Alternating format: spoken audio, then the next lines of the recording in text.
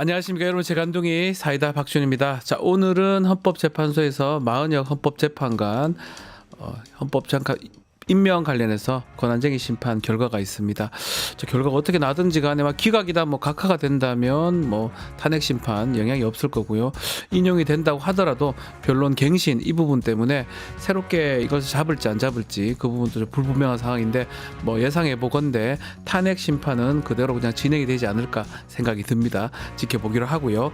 자, 오늘도 시원하고 재밌는 소식들로 여러분 출근길 함께하고 싶습니다. 생방송 중 댓글 참여 많이 부탁드리고요. 박준의 뉴스 인사이다 지금 바로 시작하겠습니다.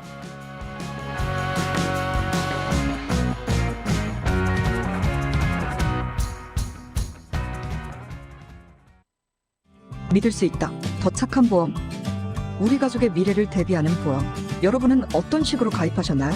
혹시 지인에게 묻지마식으로 가입하신 건 아닌가요? 내가 내는 보험료가 적정한지, 제대로 준비가 돼 있는지 보험에도 점검이 필요합니다. 건강보험도 자동차보험도 나에게 맞춤 보장. 믿을 수 있는 보험 전문가들. 믿을 수 있다. 더 착한 보험. 더 착한 보험에 우리 가족의 미래를 점검 받아보세요.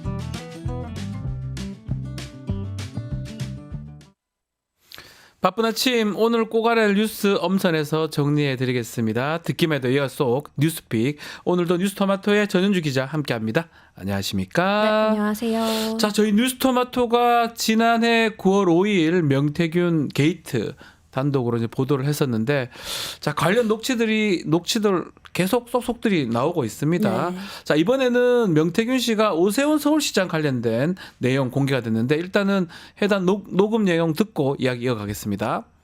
나는 주변 사람 다 잘 됐으면 좋겠는데 내가 제일 싫어하는 건 배신 배반이야. 내가 오세훈이 그 새끼는 내가 김영수이 하나 챙기라 했는데 오세훈이는 가만히 있어 대통령 될 수 있었거든요. 그래갖고 영감이 대통령 된 프랭까지 다 만들어줬거든요. 폰에서 올라온 놈하고 폐물된 김영선이가 지 만들었다는 소문이 나면은 쪽팔리니까 그래 사람을 하나 보내갖고 먼지털이 떠달라 하는 거라. 그래서 그 먼지털이에 온 사람이 내를 보고 다 보고 이건 아니다. 이 사람이 다 했는데 그래 그 사람도 오세훈을 10년 동안 뒷바라지한 스폰서 100억짜리 별장도 있고 돈이 많은 사람이라 그 사람도 같이 먼지털이 됐어요.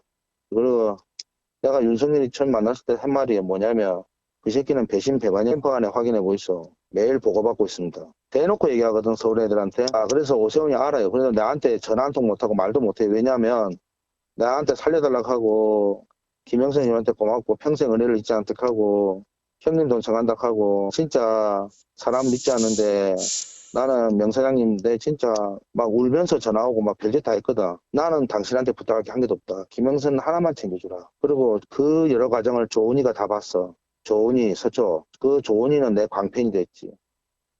자, 2021년도 내용입니다. 8월 5일 날 녹음했던 지인하고 얘기를 하면서 얘기했던 명태균 네. 내용입니다. 어떤 내용입니까? 네, 민주당은 해당 녹취를 공개하면서 녹취 속 영감은 이 김종인 전 국민의힘 비대위원장을 의미하고 영감이요? 또 그 사람은 오세훈 시장의 후원자로 알려진 김한정 씨라고 주장을 했습니다. 네. 이 녹취록에 따르면 오세훈 시장은 명 씨 본인에게는 살려달라고 하면서 김영선 전 의원에게는 또 평생 은혜를 잊지 않겠다고 하더니 사람을 하나 보내서 이 먼지를 털어내려 했다는 건데요. 그리고 그 사람이 오 시장의 후원자인 김한정 씨라는 의혹이 제기된 상태입니다. 네. 명태균 씨는 이 오 시장이 촌에서 올라온 자신의 덕을 봤다는 소문이 나면은 창피해서 자신을 떨어내려 한 거라면서 윤석열 씨에게도 오세훈 시장은 배신 또 배반형 인물이라 잘 봐야 한다라고 전했다는 게 이 녹취록의 내용입니다. 배신, 배반형! 이거 예전에 영화에 나왔던 내용인데, 내용을 좀 들어보면 오세훈 시장이 이제껏 얘기했던 네. 내용하고는 많이 배치되는 것 같아요. 네, 오세훈 시장은 계속해서 이 서울시장 당선 전에 명태균 씨와 손절했다 이렇게 주장해 왔습니다. 네. 하지만 이번에 공개된 녹취록에 따르면 명 씨는 자신이 오 시장의 서울시장 당선에 큰 역할을 했는데도 이 사람을 보내서 먼지털이 했다 이렇게 주장하고 있는데요.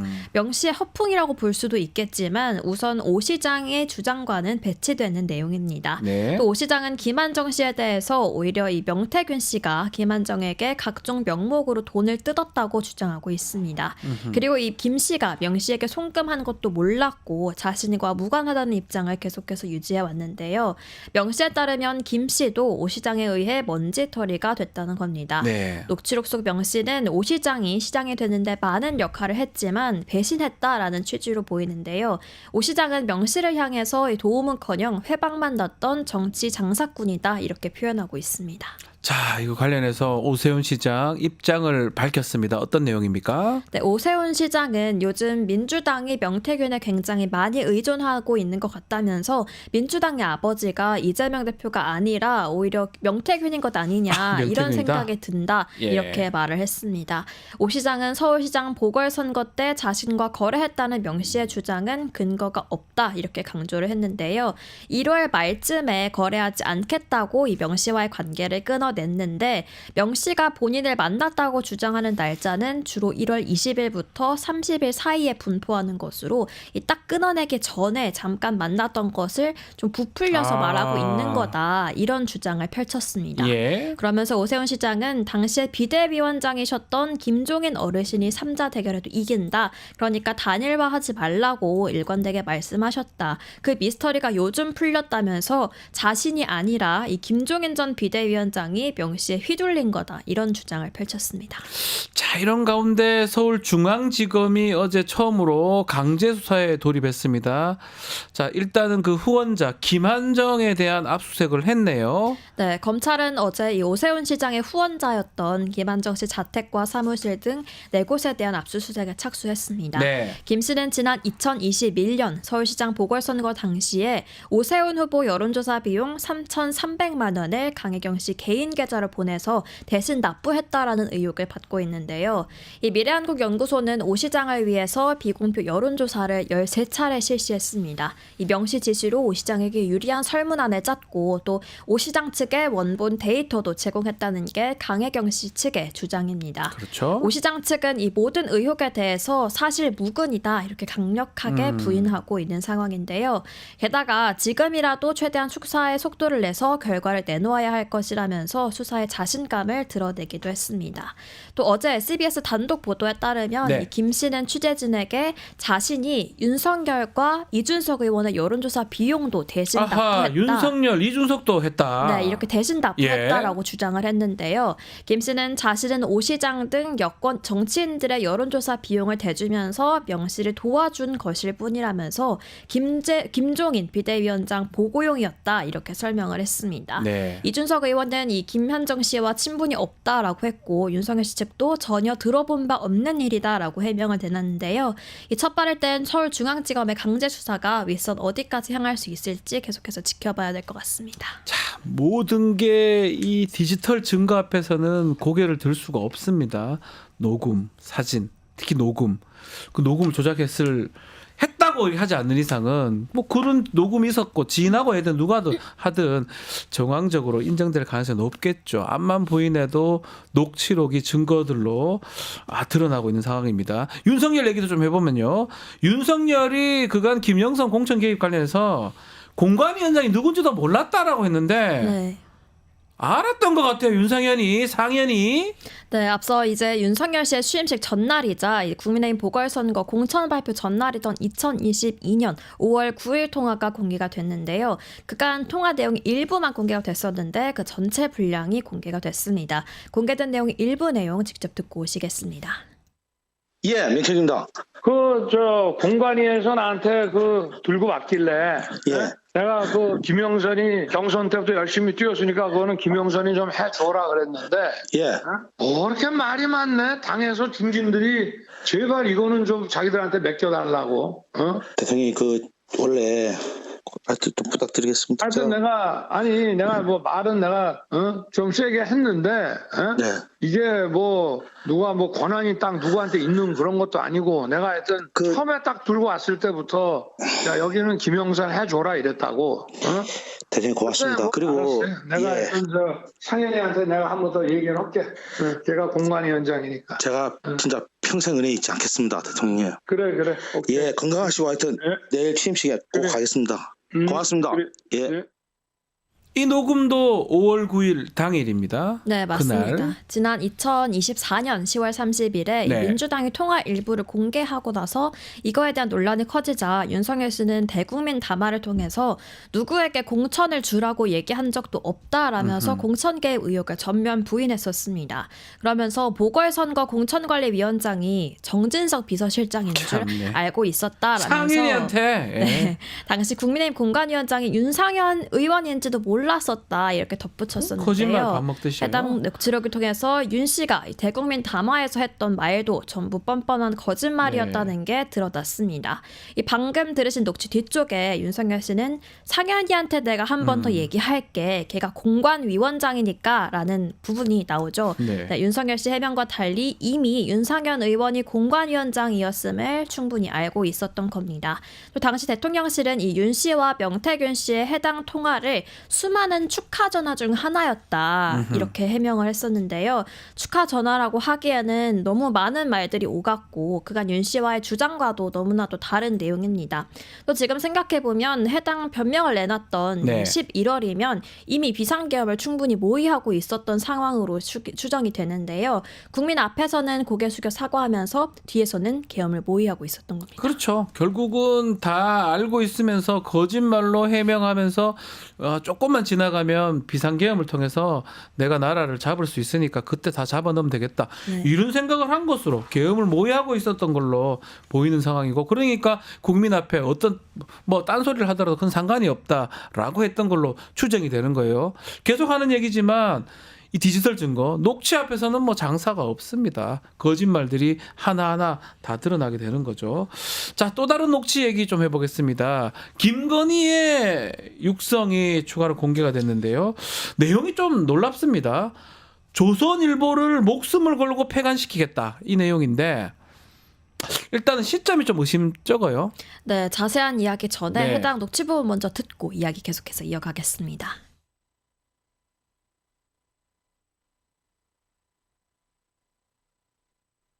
조중동이야말로 우리나라를 망치는 애들이에요. 지는 말 듣게끔 하고 뒤로 다 기업들하고 거래하고 얼마나 못된 놈들인 줄 알아? 중앙일보는 이제 삼성하고 거래 안 하지. 삼성이 중앙일보를 싫어하니까. 그거 하나뿐이지. 아직 난 조선일보 폐간에 난 목숨 걸었어. 자, 어떤 내용입니까? 네, 해당 통화 시점은 비상계엄 이후로 이제 김건희 씨가 지인과 통화하면서 조선일보를 강하게 비난한 건데요. 해당 녹취를 처음 공개한 이 주진우 시사인 편집위원과 조선일보에 따르면 명 씨는 작년 10월에 이 윤석열 씨와 가까운 것으로 알려진 조선일보 기자에게 한 USB를 건넸습니다. 이 해당 USB에는 윤석열 씨 부부와의 통화 녹음이 담겨 있었는데요. 조선일보는 수차례 설득했지만 이 명태균 씨가 동의하지 않아서 보도를 유보했다라고 설명했습니다. 네. 그런데 주진우 위원에 따르면 조선일보가 보도를 하지 않았는데도 김건희 씨가 조선일보의 취재 상황을 파악하고 있었고 이 녹취록에서 들으셨던 것처럼 크게 화를 냈다라는 겁니다. 즉 김건희 씨가 이 취재 상황을 어떻게 알았는지 이거에 대해서 명태균 씨가 알린 건지 아니면 조선일보 측에서 알린 건지에 대한 규명은 추가적으로 필요해 보입니다. 문제가 몇 가지가 봐야 될 게 있는 것 같아요. 조선일보를 폐간시킬 수 있는 건지 그리고 뭘 했길래 김건희가 저렇게 화가 나서 경로를 했는 건지 그리고 중간에 조선일보가 어떤 행동을 했는지 왜 이거는 보도 안 했는 건지 네. 등등에 다뤄야 될 게 꽤 많은 것 같습니다. 김건희하고 조선일보 야 이거 참 상상이 안 흥미로운 가네요. 내용이네요. 예? 흥미로운 내용. 흥미로워요. 김건희가 조선일보를 폐간시킨다. 이야.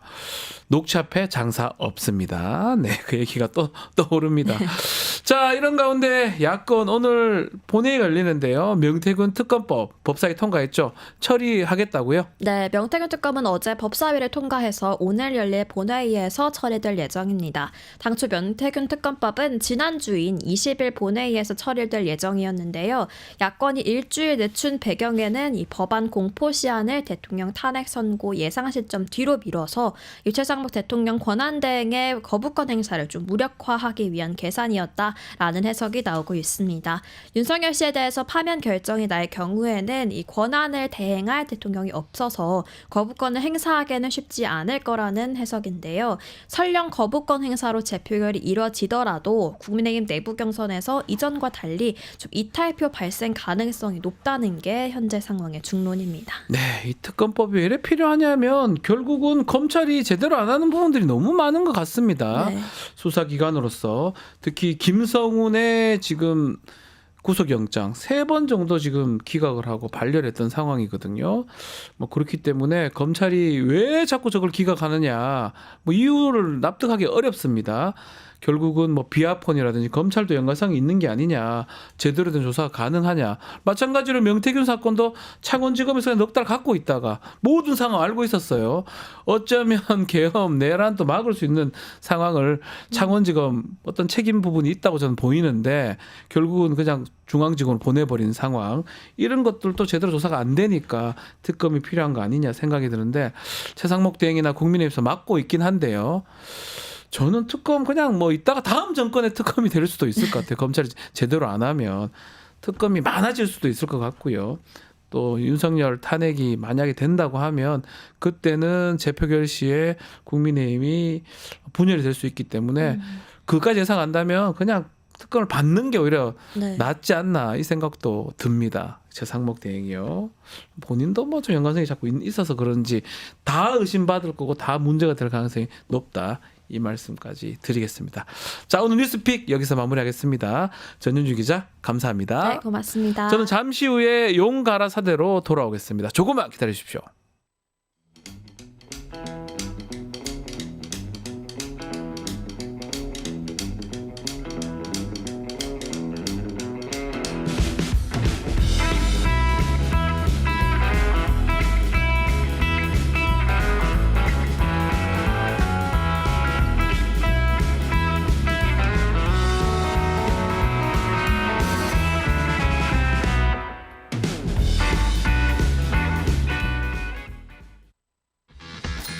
돈 버는 퀴즈쇼 증권 통판.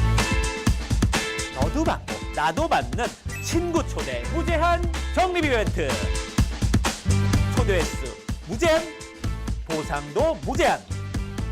한 문제만 풀면 친구도 코인, 나도 코인. 우승 상금에 친구 초대 보상까지. 매일 낮 12시 증권 통팟에서 만나요. 목요일에 용감한 남자 김용남 의원과 함께하겠습니다. 안녕하십니까, 의원님? 네, 안녕하세요. 네.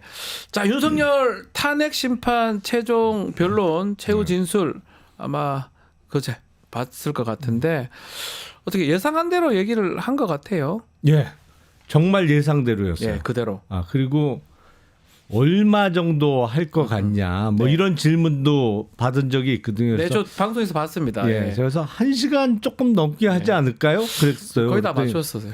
그때 왜 그러냐 그래서 네.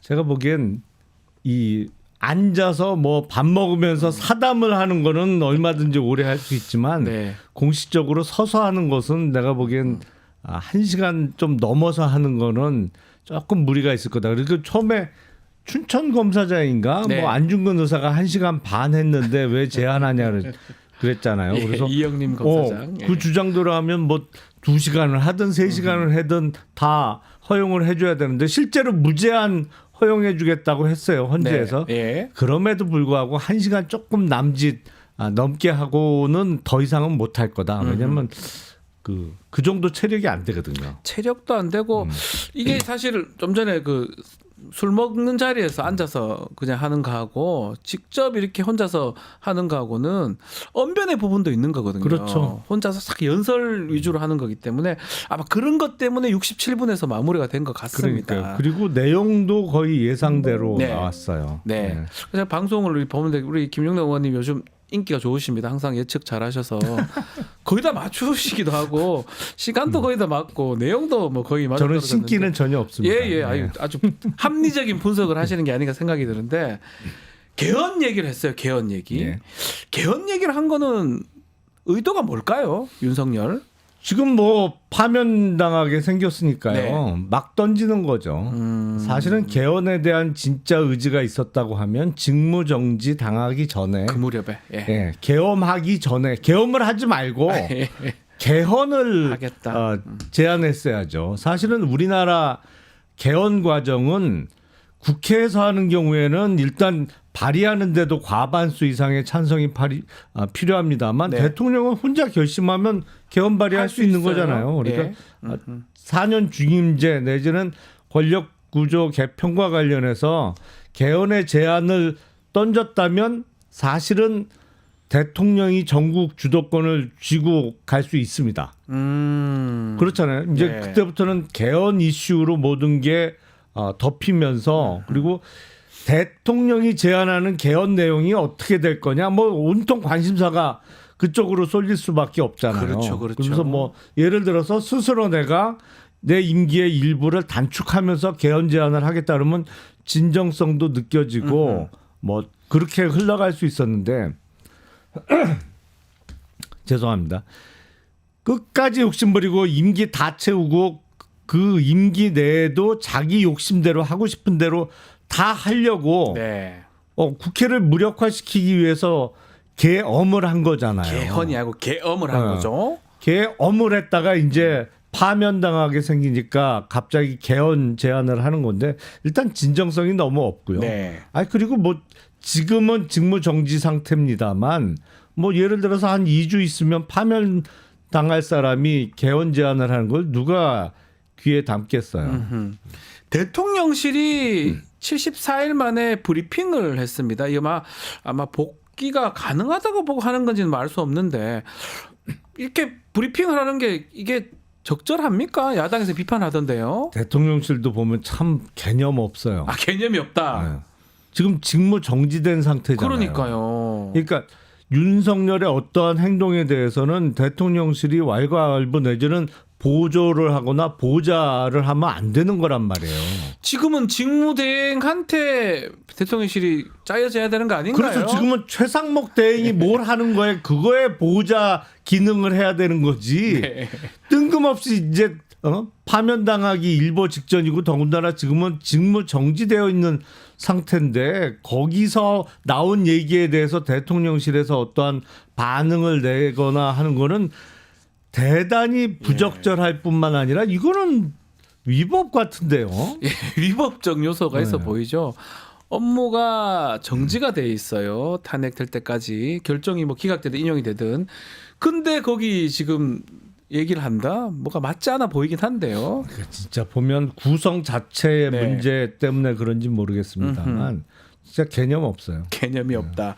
자, 그리고 또 요게 논란이 됩니다. 최후 변론 과정에서 변호사 한 명. 이분이 시작할 때는 재판 시작할 때는 그게 유명한 사람이 아니었는데 끝날 무렵이 되니까 가장 유명한 대리인 변호사가 됐습니다. 김계리 변호사입니다. 네. 저는 개몽 받았습니다. 요게 아주 또 논란이 좀 되기도 하고 주목을 받았습니다. 개몽받은 계리가 돼버렸는데 네. 이름에도 개몽, 개자가 들어가서 개자가 또 그 개자라서 예. 그만큼 본인이 우매하다는 얘기 같은데 네. 사실은 계몽이라는 거는 우매한 사람을 깨우치는 네. 거잖아요. 그러니까 본인의 우매함을 드러낸 것 같긴 한데 일단 계몽령이라는 것 자체가 너무 억지인데다가 속속 드러나는 사실이 이른바 얘기하는 경고성 계엄은 전혀 아니었던 것이고 그리고 어느 나라 대통령이 경고성으로 계엄 선포하는 나라가 어디 있어요? 어디 있습니까? 말도 안 되는 소리. 일고의 가치도 없다고 저는 생각합니다. 아니, 법률가이잖아요. 그리고 저 자리는 의뢰인의 이제 파면, 의뢰인이 이제 윤석열이라고 가정했을 때 파면에 대해서 변호하러 나온 자리라고 봐야 되는데 본인 얘기를 하면서 아이 키운 얘기, 자신이 계몽됐다. 그 얘기를 하는 게 저도 변호사지만 야 이게 과연 저게 가능한 얘기인지 그리고 그것을 누구한테 하는 얘기인지 조금 저는 좀 스스로 자괴감이 들고 제 주위에 변호사들 왜 저러냐 이런 질문을 하는 사람들도 있더라고요. 저렇게 하는 게 맞는지. 그러니까 그 많은 국민들께서 네. 그 변호사 맞냐 뭐 이런 근데 그게 그러니까요, 꼭 그러니까요. 김계리 변호사뿐만 아니라 네. 그런 얘기 나오는 대목이 속속 등장을 했었죠. 그러니까요. 지금도 뭐 그러고 있고 그래서 이게 뭐랄까요? 법조인들의 어떤 사회적 평가가 많이 지금 훼손되고 있는 상황 같아요. 네, 그것도 좀 씁쓸하다 생각이 듭니다. 자, 오늘 있을 마은혁 헌법재판관 후보자 권한쟁의 심판 이 10시에 선고가 있습니다. 또 결과는 어떻게 또 예상하고 앞으로 탄핵 심판에 영향을 미칠까요? 어떻게 보십니까? 결과야 뭐 글쎄요. 이게 이제 절차상의 문제 지적 때문에 다시 변론 재개가 됐다가 결심하고 선고일이 잡힌 거잖아요. 네. 그래서 과연 권한쟁의 심판 청구를 국회의장이 할 수 있느냐, 아니면 국회의장이 하기 전에 국회 의결이 필요한 거냐, 요거에 대한 결론에 따라서 뭐 각하냐, 그렇죠. 아니면 본안 결정에 들어가면 그게 문제가 없다, 절차상 문제가 없다는 판단이 이루어진다고 하면 거의 권한쟁의에 있어서 국회의장 측의 승소는 예상이 되는데, 그러니까 불법적인 하여튼 그렇죠. 조건을 못 갖춰서 각하되거나 아니면 만약 그걸 올라간다면 본안에 간다면 인용의 가능성이 높다고 그렇죠. 보시는 거군요. 예. 그래서 아마 거부하면 안 된다. 일단 임명해야 된다라는 결론이 날 가능성이 네. 매우 높아 보이는데, 다만 이제 그럴 경우에 그러면 최상목 대행이 임명을 하게 되면 네. 그러면 이제 엊그저께 결심했던 탄핵 심판을 다시 변론 재개를 해야 되냐, 그 문제가 생길 수가 있는 거죠. 그러네요. 그러니까 우리가 3인 합의부 재판을 하거나 아니면 단독 판사가 재판을 하는 경우에는 재판부에 변동이 생기면, 구성원의 변동이 생기면 변론 재개를 해야죠. 네. 왜냐하면 그 재판에 참여하지 않은 사람은 선고에도 참여가 할 수가 하면 안 없으니까 되니까요. 뭐 단독 판사인 경우에는 당연한 거고, 합의제를 운영하는 3명의 합의부 재판 중에 구성원 중에 배석 판사라도 변경이 생기면 변론 재개하는 게 맞는데, 헌재는 원래 완전체는 9명이 맞는데 네. 탄핵 심판은 8명이 결정할 수도 있단 말이에요. 과거에도 그런 적도 있고, 박근혜 전 대통령 때 6인 이상의 찬성이 있으면 되는 거니까. 그래서 제가 보기엔 마은혁 재판관이 오늘 헌재 결정에서 권한쟁의의 인용 위법하다라는 결정 이후에 임명된 상황이 변론 재개가 필요하냐? 저는 아닐 것 아닐 같아요. 것 같다. 네. 왜냐하면 8명에서도 충분히 그러면 이거는 좀 선고를 섣부른- 할 수 있기 때문에. 아니면 좀 이런 질문일 수도 있는데, 만약에 이게 위헌이 돼가지고 임명을 해야 되는 상황인데 그럼에도 큰 문제 없이 그냥 탄핵이 진행된다는 거는 8대 0을 우리가 예상할 수 있는 겁니까? 아니 8대 0을 뭐 미리 예상하고 그거 어려운데 평의를 해야 변론 되니까. 재개를 안 한다기보다는 8명이서 재판을 할 수 있는 상황이기 때문에 마은혁 재판관까지 포함시켜서 다시 재판을 재개하는 거는 피하지 않을까? 왜냐하면 이상하잖아요. 모양새가. 근데 평의를 계속 하잖아요. 재판관들 8분이. 아마 이번에는 뭐 절차상 뭐 할 때마다 평의를 하는 모습이면 아마 알 것 같긴 하거든요. 얘기를 하시면서 저분이 판단은 어떻게 하고 있구나. 이 8분이 서로 그러면 굳이 이걸 시간 끌어서 9명까지 가야 되냐. 그런 것들도 아마 평의 과정에서 아마 느낌은 가지지 않을까. 제 개인적으로 그런 생각이 들거든요. 있겠죠. 아니 그리고 모양새도 이제 결심하면서 하고 싶은 얘기 다 해봐라. 다 들었는데. 그래갖고 다 했는데 또 하기는 좀 그러네요. 변론 재개해서 그 절차를 또 반복한다는 거는 조금 이상하긴 해요. 그래서 그 변론 재개를 하지 않으면 위법하면 뭐 당연히 그렇게 할 수 없겠습니다만, 헌재 재판 자체는 뭐 8명이서도 선고가 가능하기 때문에 뒤늦게 임명이 되더라도 변론 재개는 안 하지 않을까. 안 할 거로 예상을 그렇게 합니다. 예상을 합니다. 자, 시아고님께서 대한민국 최고의 시사 천재 김용남 의원님 이렇게 글 주셨습니다. 아유 감사합니다. 예. 커피 쿠폰이라도 좀 보내주세요. 있으면 정말 드리고 싶은데 어떻게 방법을 좀 고민해 보겠습니다. 아니면 우리 의원님께 직접 주실 수도 있을지. 그럴까요? 알겠습니다. 예. 화제를 좀 바꿔보겠습니다. 자, 어제 명태균 녹취가 또 공개가 됐는데 여기 공천 관련된 지난 2022년 5월 9일 그때 녹취거든요. 눈에 띄는 것 중에 하나가 당시에 공관위원장이 윤상현 의원인지 몰랐다 이런 내용을 옛날에 얘기를 했었는데 또 배치된 내용이 또 네. 공개가 됐습니다. 녹음이 무섭습니다. 아니 녹음도 무섭죠. 그러니까 모든 거짓말하면 안 돼요. 모든 통화를 녹음하는 사람은 조심해야 되는 조심해야 건 됩니다. 맞는데 문제는 이게 항상 보면 말버릇 같은데 선제적 거짓말을 한단 말이에요. 선체적 거짓말이요. 네.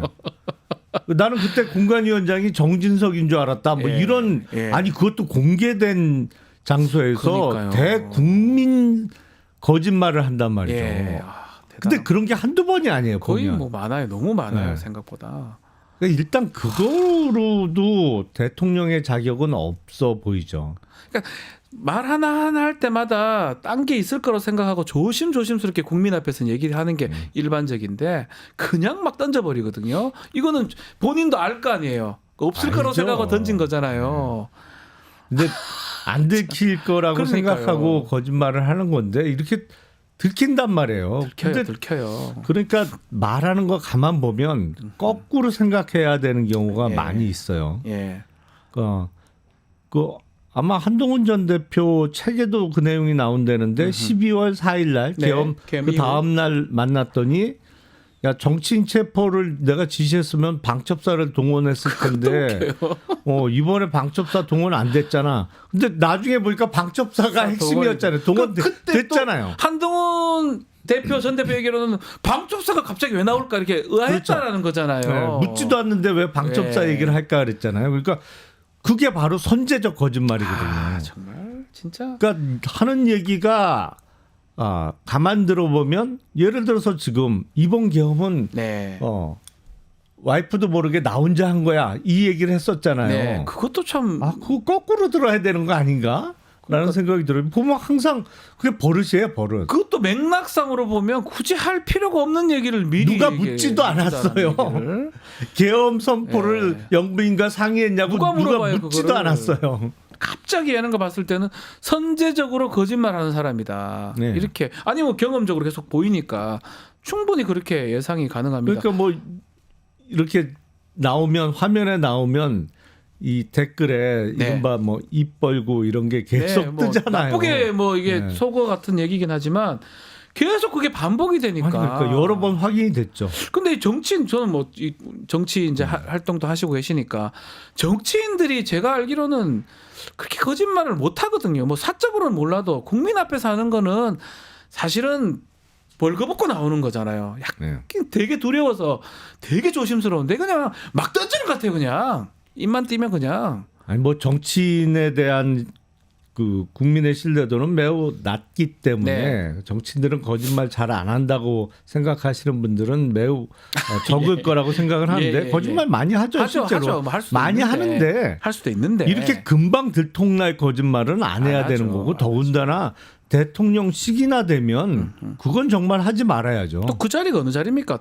대국민 다 망하는 자리입니다. 그 자리는 아니, 거짓말하기 어렵죠. 대통령직이나 되면 거짓말을 해도 큰 거짓말을 해야지. 네, 큰 거짓말. 묵직한 거짓말. 네. 예. 예를 들어서 뭐 제 임기 중에 남북 통일의 기반을 닦겠습니다. 네. 이런 거. 네. 아니면 제 임기가 끝나고 나면 임기 끝나고 나서 앞으로 20년 후에는 우리가 세계 3대 강국에 들어가 있을 겁니다. 뭐 이런 거, 이런 거. 그런 거짓말은 뭐 나쁘지 않아요. 그 증명도 안 돼요. 증명도 안 되고. 그 다음 대통령들이 못해서 못 들어갔지 뭐 이렇게 할 수도 있는 거니까. 맞습니다. 그렇게 가야 되는데 이 거짓말을 이렇게 한다는 거 놀라운데 자, 좀 전에 영부인 얘기도 했었는데 김건희 여사 육성도 최근에 공개가 됐는데 이것도 충격적입니다.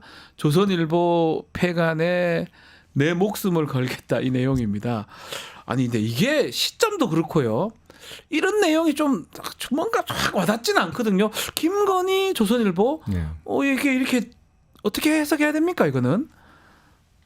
글쎄요, 그런 얘기를 듣는 조선일보 입장에서 참 배은망덕하다 이렇게 생각할 것 같아요. 그러니까요. 누구 덕분에 대통령 됐는데 예. 사실은 그렇잖아요. 그 검찰총장 할 때 네. 그 특정 언론에서 띄워주지 않았으면 어떻게 안 됐을 대통령이 겁니다. 돼요? 예. 알 건데요, 다. 네. 네. 그런데 그런데 아니 가장 극단적인 표현이잖아. 폐간시키겠다는 거는 뭐 폐간시키겠다. 사람으로 치면 뭐 거의 죽여버리겠어 네. 수준인데 네. 뭐 그런 말을 서슴지 않고 한단 말이죠. 그러니까 기본적으로 이 뭐랄까요? 좀 속된 표현으로 막대 먹었어요. 말하는 것 자체가 그 사람의 인격을 나타낸다고 볼 수 있는데 네. 정말 좀 그렇게 극단적인 표현을 아무렇지도 않게 쓰는 거 보면 진짜 막대 먹었다는 생각이 들 수밖에 없죠. 네. 근데 뭐가 그렇게 화가 났길래 이렇게 폐간까지 진행될까요? 그 내용은 아직 공개가 안 되고 있는데.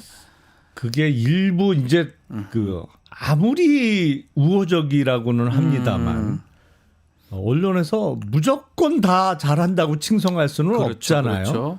그리고 이른바 보수 언론에서도 이 정부 임기 내내 그런 얘기는 있었잖아요. 일부러 좀 그 영부인이 좀 너무 하는 거 아니냐. 자제시켜라. 네. 내지는 이런저런 지적은 당연히 할 수밖에 없는 거죠. 사실은 그걸 덜 했지 사실은. 덜했다. 예. 덜 했음에도 불구하고 그마저도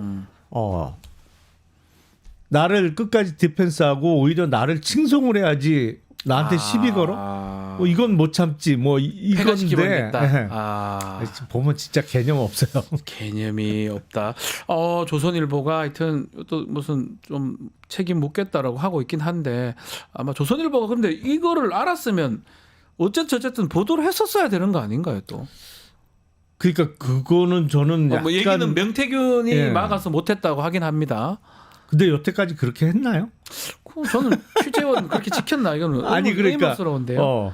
예. 자료 입수를 더군다나 그 당사자를 통해서 네. 한 상태에서 사후적으로 또 추가적인 동의를 안에 얻지 못하면 보도를 안 했나요? 여태까지? 납득하기는 어려워요. 네. 되게 중요한 자료고 이거는 언론 기관이면 보도를 하는 게 사실 맞지 않나 싶은 생각도 드는데요. 아니 그러니까 더군다나 그 사람을 통해서 받은 자료잖아요. 현재 내라는 거잖아 어차피. 네. 예. 조금 이상해요. 납득하기 여태까지 어렵습니다. 그렇게 안 한 거로 알고 있는데. 그러니까요. 네. 조선일보. 네. 한번 지켜보기로 하고요. 자, 한동훈 전 대표 책 출간 얘기도 좀 해보면 아유 뭐 인기가 있는 건지 오픈런도 있었다 그러고 어쨌든 간에 정계 복귀를 지금 뭐 신호탄을 던진 거 아니겠습니까? 어떻게 좀 인기를 끌 수 있을까요? 보수층에 대해서. 글쎄요. 그 일단 당내 경선이 쉽지는 않을 만만치 겁니다. 않습니다, 그게. 만만치 않을 거예요. 예. 그러니까 이른바 배신자 프레임에 일부 들어와 있기 때문에 이미 참 보면 그 진영에 있어서의 배신자 프레임에 한번 빠지면 네. 어렵거든요. 그러니까 유승민 전 대표 같은 경우에 지금 몇 10년째, 년째입니까? 몇 년째? 10년도 넘은 거 아니에요? 2015년, 10년 됐네. 10년 됐네요. 10년째 고생하고 있잖아요. 원내대표 시절 때 그 정세 없는 복지 허구다 그 얘기로 지금까지 가고 그러니까요. 있잖아요. 와, 못 빠져나온다 이 말씀인가요? 쉽지 않죠. 근데 좀 이건 다른 질문이긴 한데 좀 정계 복귀하는 건 맞긴 한데 책 출간을 하면서 하는 방식 조금 옛날 방식 아닌가 싶은 생각도 들고 어떻게 보십니까 그 부분은? 근데 지금 다 올드하죠. 너무 올드한 거 아닌가요? 예, 책도 그렇습니다만 그 전에 이른바 정계 원로라는 분들 뭐 김종인 뭐 등등 만나는 것들. 그래서 나 같으면 안 만날 텐데 예. 저거는 이미지도 겹치고 네. 별로 그렇게 신선해 보이지도 않는데 왜 저럴까 그런데 아주 그 전형적인 패턴으로 나아가고 있어요. 네. 그러니까 글쎄 그게 얼마나 통할지 모르겠습니다. 예. 결국 그 한동훈 지금 전 대표 옆에 뭔가 책사라고 표현해야 되나 붙어 있긴 한데 약간 좀 오래된 좀 방식을 좀 택하는 거 아닌가 생각도 들어서요. 뭐 딱 그런 어떤 옛날 방식대로 탁탁탁 가는 것 같긴 합니다. 안전운전? 네, 안전운전. 근데 지금 시절이 좀 많이 바뀌어서 네. 저게 과연 맞는지는 글쎄요, 좀 지켜봐야 될 것 같은데 그 저서 얘기를 좀 해보면 계엄 당일날 그 뭐 체포 가능성을 언지를 받았다. 여권 인사한테 그 얘기도 있었고 또 특히 지금 체포하는 그런 부분은 이 정도면 거의 확인되는 것 같거든요. 야당도 아니고 여당 당대표를 체포한다. 이 부분이 앞으로도 좀 논란이 될 것 같기도 한데요. 그렇죠. 그 여러 경로로 확인되는 네. 사실과 일치하잖아요. 그렇죠. 그러니까 막판에 비상계엄에 반대하는 메시지를 낸 게 체포 대상에 추가되는 사유였다고 보여지고 네. 그리고 나머지 야당 의원 내지는 특히 국회의장을 포함한 몇몇을 이렇게 지목을 한 것은 이게 비상계엄을 끝낼 생각이 없었다는 거에 대한 또 반증이기도 하고 네. 그리고 일단 체포 자체가 불법적인 것이고 예. 지금 보면 확인되는 거는 확실히 그 알 수 있는 건 진짜 미워하나 보다. 이거는 확인돼요. 우리 세간에 듣는 얘기로는 이재명 대표보다 한동훈 당시 대표를 아마 윤석열 부부는 더 미워했을 것이다라고 그랬을 얘기했었는데 것 같아요. 이거 보면 지금 그런 것 같거든요. 여당 대표임에도 불구하고 체포해서 어떻게 하려고 했던 거잖아요. 이 계엄 날 비하도 밝혔는데 그 당시에 탄핵 부결을 요구받았고 이런 것도 있었고요. 비대위원장 하지 마라 이것도 있었고요. 그거는 그 전 전에죠. 시점이겠죠. 예, 또 총선 전에. 김건희 특검법 관련해서는 법무부 장관도 하지 마라 등등의 얘기 여러 가지 좀 아주 합리적이지 않는 요구를 많이 받았던 것 같아요. 윤석열 측으로부터 그 얘기까지 지금 다 밝히고 있습니다. 그런 요구 받았을 네. 거죠. 뭐 그러고도 남았을 텐데, 그러니까 알 수 있는 건 하나는 그 뭐랄까 이게 이 정부의 국정 운영이 완전히 사심에 의해서 그러니까요. 좌우됐다. 뭐 예.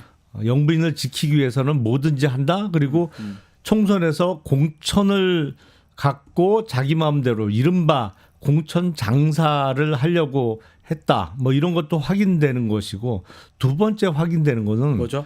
그렇게 불합리한 요구를 숱하게 받았는데 마지막 얼마 전까지는 잘 지냈다. 그 부분 놀랍다. 그 부분도 있네요. 이렇게 말도 안 되는 요구를 계속적으로 받은 거잖아요. 예. 당 대표인데도. 예. 근데도 끝까지 잘 지낸 겁니까? 아니면 잘 지낸 아니 척을 그러니까 한 겁니까? 막판에 틀어진 거지. 그 전까지는 그 예를 들어서 법무부 장관 할 때도 이런저런 요구를 받았다고 네. 하면 정말 그 정의감이 있었다 그러면 장관직을 던졌어야죠 그때. 던지기도 하고 또 그 정도 됐으면 비대위원장이 되면 안 되던 상황 아닌가요? 비대위원장까지 돼버렸어요. 아니 그러니까 잘 지냈잖아요. 사실은. 그러니까 그런 내용을 책에 담는 게 글쎄요. 저 같으면 그런 지적을 하겠어. 그래. 이런저런 불합리하고 뭐 말도 안 되는 요구 많이 받았는데 최근까지는 잘 지냈네. 야, 이 결국은 이 내란 상황에서 계속 빠질 수 없는 게 김건희라는 측면이 계속 드는 게 이 부분이거든요. 네. 특검법도 아마도 상당히 부담스러웠던 것 같고 장관 그만두라고 요구도 받았고 나중에는 이것 때문에 계엄까지 일으킨 거 아니냐 이렇게 분석되는데 그렇다면 이 책을 유추해 볼 수 있는 게 한동훈은 다 알고 있었다고 봐야 되는 거 그렇죠. 아닙니까? 모든 것을 알고 있었는데 아니 계엄까지는 예상을 못했을 수 있겠지만 그 전 단계에서 어떤 스타일인지 본인하고 관계를 다 알고 있었다고 봐야 되는 거 아닙니까? 그럼요. 네. 또 김건희한테 문자도 많이 받았다고 하고 우리가 이른바 익심 논란도 있었지 않습니까? 그런 거 봤을 때는 그 상황까지도 인식을 하고 있었다고 봐야 될 것 같은데요. 제일 잘 알고 있던 사람 중에 한 명인 그러니까요. 거는 틀림없죠. 네. 참 하여튼 뭐 한동훈 전 대표 이제 아마 출사표를 던진 것 같은데 이 중요한 거는 결국은 당 이제 당내 경선이죠. 경선이잖아요. 당내 50, 경선. 50이잖아. 민심 예. 당심. 이거 통과할 부분 이거가 가장 중요할 것 같아요. 책을 보면 보수층한테 어필한 내용들이 꽤 많은 것 같아요. 아마 당내 경선 부분이 가장 좀 두려운 요소가 아닌가 싶거든요. 지금 최근의 패턴을 보면 네. 일단 당내 경선을 통과해야 대선 본선을 치를 수 있는 거야. 뭐 너무나 당연한 얘기입니다만 맞습니다. 대선 본선에서 실패하더라도 그러니까 뭐 당선되면 대통령 하는 거고 네. 낙선 하더라도 바로 이어서 당권을 접수하는 게 최근의 패턴이에요. 그러니까 이번에는 예. 출마하는 게 떨어져도 당권을 잡을 수 있는 아주 또 지방선거가 곧 있지 않습니까? 아니 그렇죠. 예. 그러니까 그 경선만 통과되면 뭐 이른바 정치의 핵심에서 벗어나지 않는 그게 그전에는 안 그랬던 것 같은데 2017년 대선부터의 최근까지의 맞습니다. 패턴이란 말이죠. 그때 대권 이상 네. 다음엔 당권으로 네. 갑니다. 떨어져도. 당시 이제 홍준표 네. 후보도 대선에서 실패하고 바로 당권 잡았고 네. 지금까지 그런 게 이른바 이게 뭐 올바른 방향인지는 잘 모르겠습니다만 예. 그 현재 진행이 그렇게 되고 있어서 제일 중요한 건 당내 경선만 통과하면 어쨌든 이른바 큰 정치를 계속할 수 있는 기회는 주어진다. 네. 그렇기 때문에 경선이 매우 중요한데 50대 50 특히 여론조사 50에 있어서의 역선택 방지 조항을 계속 유지를 하느냐 빼느냐 이거에 따라서 후보들 간의 유불리가 확 갈릴 수가 완전 있기 달라지겠네요. 때문에 예. 그거는 이제 당 지도부 특히 당 지도부가 구성하는 선관위에서 결정을 해야 될 텐데 일단 탄핵이 인용되면 지금 국민의힘 지도부가 계속 가는 거냐 네. 아니면 이 비대위가 해체되고 또 다른 비대위가 들어서느냐 거기서부터 갈림길에 서겠죠. 룰 세팅하는 것도 네. 사실 문제가 될 것 같습니다. 50대 50 이거 바꾸는 것도 있고 지금 말한 것처럼 역선택 방지 조항 이것도 그거에 따라서 정말 달라질 것 같긴 하네요. 한동훈 전 대표가 그 부분을 계속 쳐다보고 있을 것 같은데 좀 지켜보기로 하고요. 민주당 얘기도 조금 해보면 이재명 대표 선거입니다. 네. 공직선거법 2심 선고가 3월 26일로 이제 정해졌습니다. 이 결국은 시기상으로 봤을 때는 윤석열 탄핵 심판 선고 이후라고 봐야 될 것 같은데 3월 중순이면 네, 네. 시기적으로 보면 뭐 대략 2주 네. 내지만 아무리 탄핵 선고가 늦어져도 일주일 후에 이제 항소심 3월 선고가 10일 있게 전후가 될 것 같습니다. 15일 많아 늦어도 아니 그러니까 3월 11일 날 하는데 별다른 무리는 없어 보여요. 3월 11일 날. 예. 근데 문제는 3월 11일 날 하면 60일 이내에 대선을 치러야 되는데 탄핵이 된다면 그러면 5월 11일 이전에 하려면 5월 7일인데 그날 또 공휴일이더라고요. 그렇죠. 그 부분이 조금 공휴일이 연속으로 되니까. 그러니까 연휴에 붙은 날짜라 예.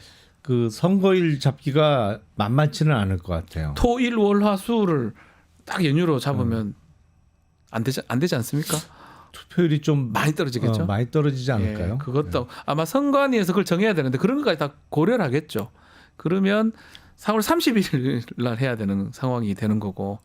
그러면 당내 경선을 얼마 20일이 아니라 얼마 못해요. 20일도 못해요. 예.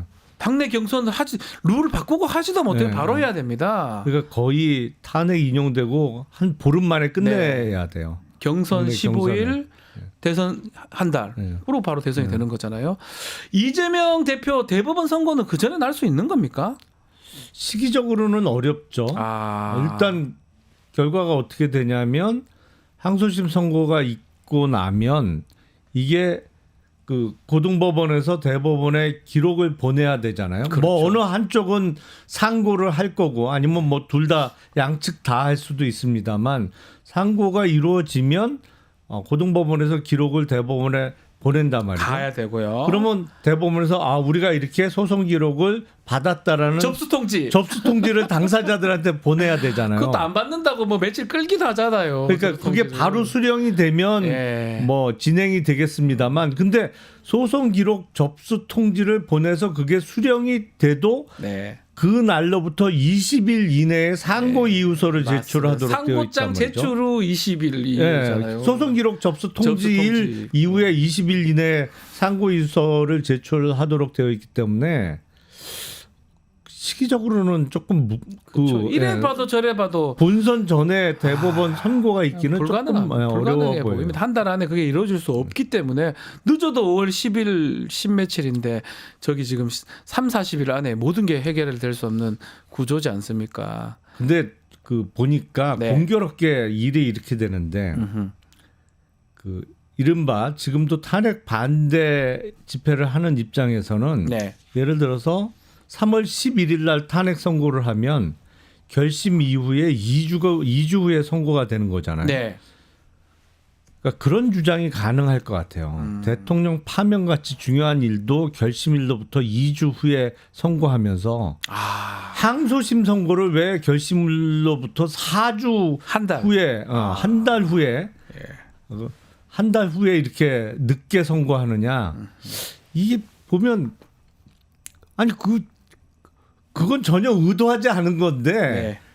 이 그런 시비거리가 제공될 수는 있을 것 같아요. 결론적으로 공교롭게. 봤을 때. 네.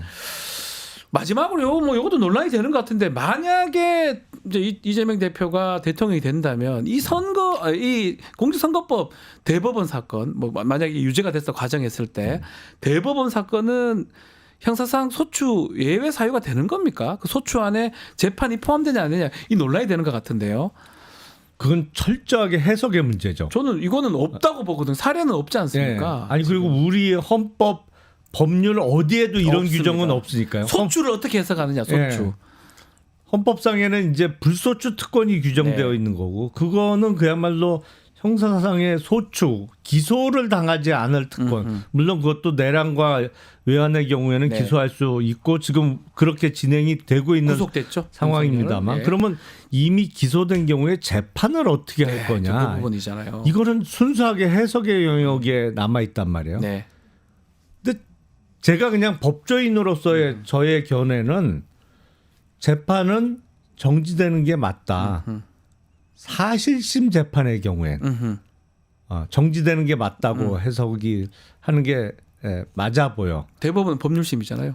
대법원은 법률심이잖아요. 그러니까 무슨 얘기냐면 1심, 2심, 4실심은 피고인이 직접 법정에 출석하는 게 원칙이고 아하. 그래야 되잖아요. 그러니까 우리 헌법에 불소추 특권을 대통령에게 준 거는 형사 사건은 신경 쓰지 말고 직무에 전념하라는 취지에서 불소추 특권을 부여한 것이죠. 물론 민사상 소송은 대통령을 상대로 얼마든지 할 수 있습니다. 그렇죠. 그건 하면 됩니다. 그리고 근데 문제는 민사는 당사자가 직접 법정에 출석 안 해도 돼요. 변호사가 대리인 보내면 대리인이 됩니다. 나가면 돼요. 예. 그러니까 민사 소송은 가능하지만 형사 재판은 안 받게 해주겠다는 취지인 것으로 봐서 법정에 출석해야 되는 1심, 2심, 4실심은 정지되는 게 맞다고 네. 보이고 대법원은 피고인이나 뭐 이 당사자가 법정에 나갈 일이 없잖아요. 네.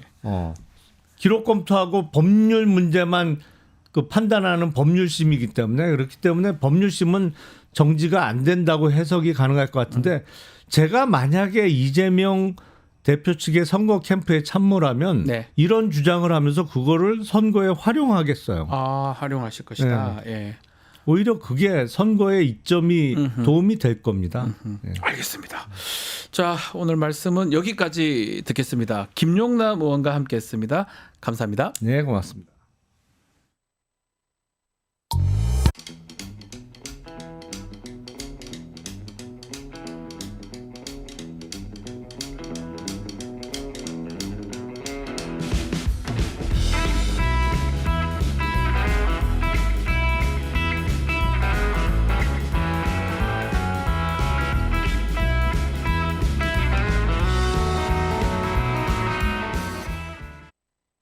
유튜브 구독하고 실시간 채팅과 댓글을 남기시면 매일매일 7,000TTCO를 드립니다. 참여 방법은 통통물 어플을 다운로드하고 회원가입과 로그인을 해주세요. 마이페이지에서 나의 회원 고유 번호를 복사해주세요. 유튜브 구독 후 실시간 채팅이나 댓글창에 고유 번호를 한 번만 입력하면 준비 끝! 지금 유튜브 채팅과 댓글 쓰기 참여하고 7,000TTCO 받아가세요. 동갑내기 변호사 셋이서 풀어보는 정치와 법 이야기 이슈 3합 시간입니다. 오늘도 김필성 변호사, 신유진 변호사 함께합니다. 안녕하십니까? 네, 안녕하세요. 네, 이슈 3합 공식 질문 먼저 들어가 보겠습니다. 두 분께서 한 주 동안 어떤 정치 이슈, 어떤 뉴스에 관심을 가지셨는지요? 네. 먼저 우리 신 변호사님. 네, 그 오세훈 시장의 후원자로 알려진 네. 김한정 씨. 아하. 이 김한정 씨가 그 오세훈 시장의 여론조사의 대가로 명태균 씨 측, 특히 강혜경 씨에게 3,300만 원을 뭐 입금을 했다. 그런 이야기는 계속 나오지 않았습니까? 그렇죠. 그리고 이제 명태균 씨가 그 오세훈 시장이 당선되고 4개월 후에 지인과의 통화에서 오세훈 시장이 뭐 울면서 전화했더라, 뭐 이런 거부터 살려달라고 울면서 전화했더라라고 하면서 그렇게 살려주니까 딱 되고 나서 모른 척하고 먼지 털듯이 털어냈더라, 이런 이야기를 합니다. 네. 그 명태균 씨의 그 지인에게 얘기했던 그 울면서 전화했다 이 녹취록을 공개를 했어요. 네. 그러면서 사실 검찰이 지금에서야 이제 김한정 씨 자택 등 네 곳을 압수수색을 했는데 참 너무 늦은 거 아닌가. 아, 이건 뭐 숨기려면 다 숨겼겠죠. 그러니까요. 검찰은 지금까지 들고 있는 게 너무 많았어요. 사실 지금 피청구인이죠. 현재 피청구인 윤석열의 육성. 상현이 걔가 공관위원장이니까 네. 내가 다시 한번 전화할게. 이것까지 다 들고 다 있다는 들고 거 있었잖아요. 아닙니까? 네. 아, 그리고 김건희 씨도 당선인이 그냥 이름 빼고 당선인 이름 빼고 밀어주라고 그냥 밀라고 했어요. 이런 얘기 다 하고 뭐 이거 다 모든 녹취를 다 들고 있던 검찰이 이제와 살금살금 움직인다. 야, 참 너무 늦다. 이 늦다. 말씀 주시는데 네. 우리 김 변호사님도 동의하십니까? 뭐 동의하죠. 그러니까 사실은 그냥 늦은 게 아니라 예. 뭔가 의도가 있는 게 아닌가 의도 있는 늦음. 늦음이 아닌가라는 생각이 들 정도로. 숨겨라. 우린 찾기 싫다. 이런 느낌. 뭐 그러니까 막 어디까지나 느낌입니다. 느낌입니다. 느낌입니다. 이거 느낌이란 전제로 말씀드리지만 정상적이지 않다. 네. 그 뭐 사실 아시겠지만 어떤 사건인 경우에는 정말 가차없이 그냥 다음 날 바로 해요. 바로 하는 그런 경우도 뉴스 보도되는 것 같은데 그냥 바로 그쵸. 들어가잖아요. 네. 참 뭐 수사에 가장 중요한 게 긴급성, 밀행성입니다. 네. 그런 것을 아예 상실한 상황 아닌가.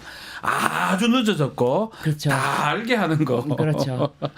참 이런 느낌이 들어요. 오세훈 시장도 어쨌든 대권의 그 후보가 아닙니까? 네. 후보자로서 오세훈 시장, 홍준표 시장 뭐 등 있겠지만 그런 이야기가 있었어요. 검찰에서 가장 약체부터 대권 후보자 중에 가장 최약체부터 치고 들어갈 것이다.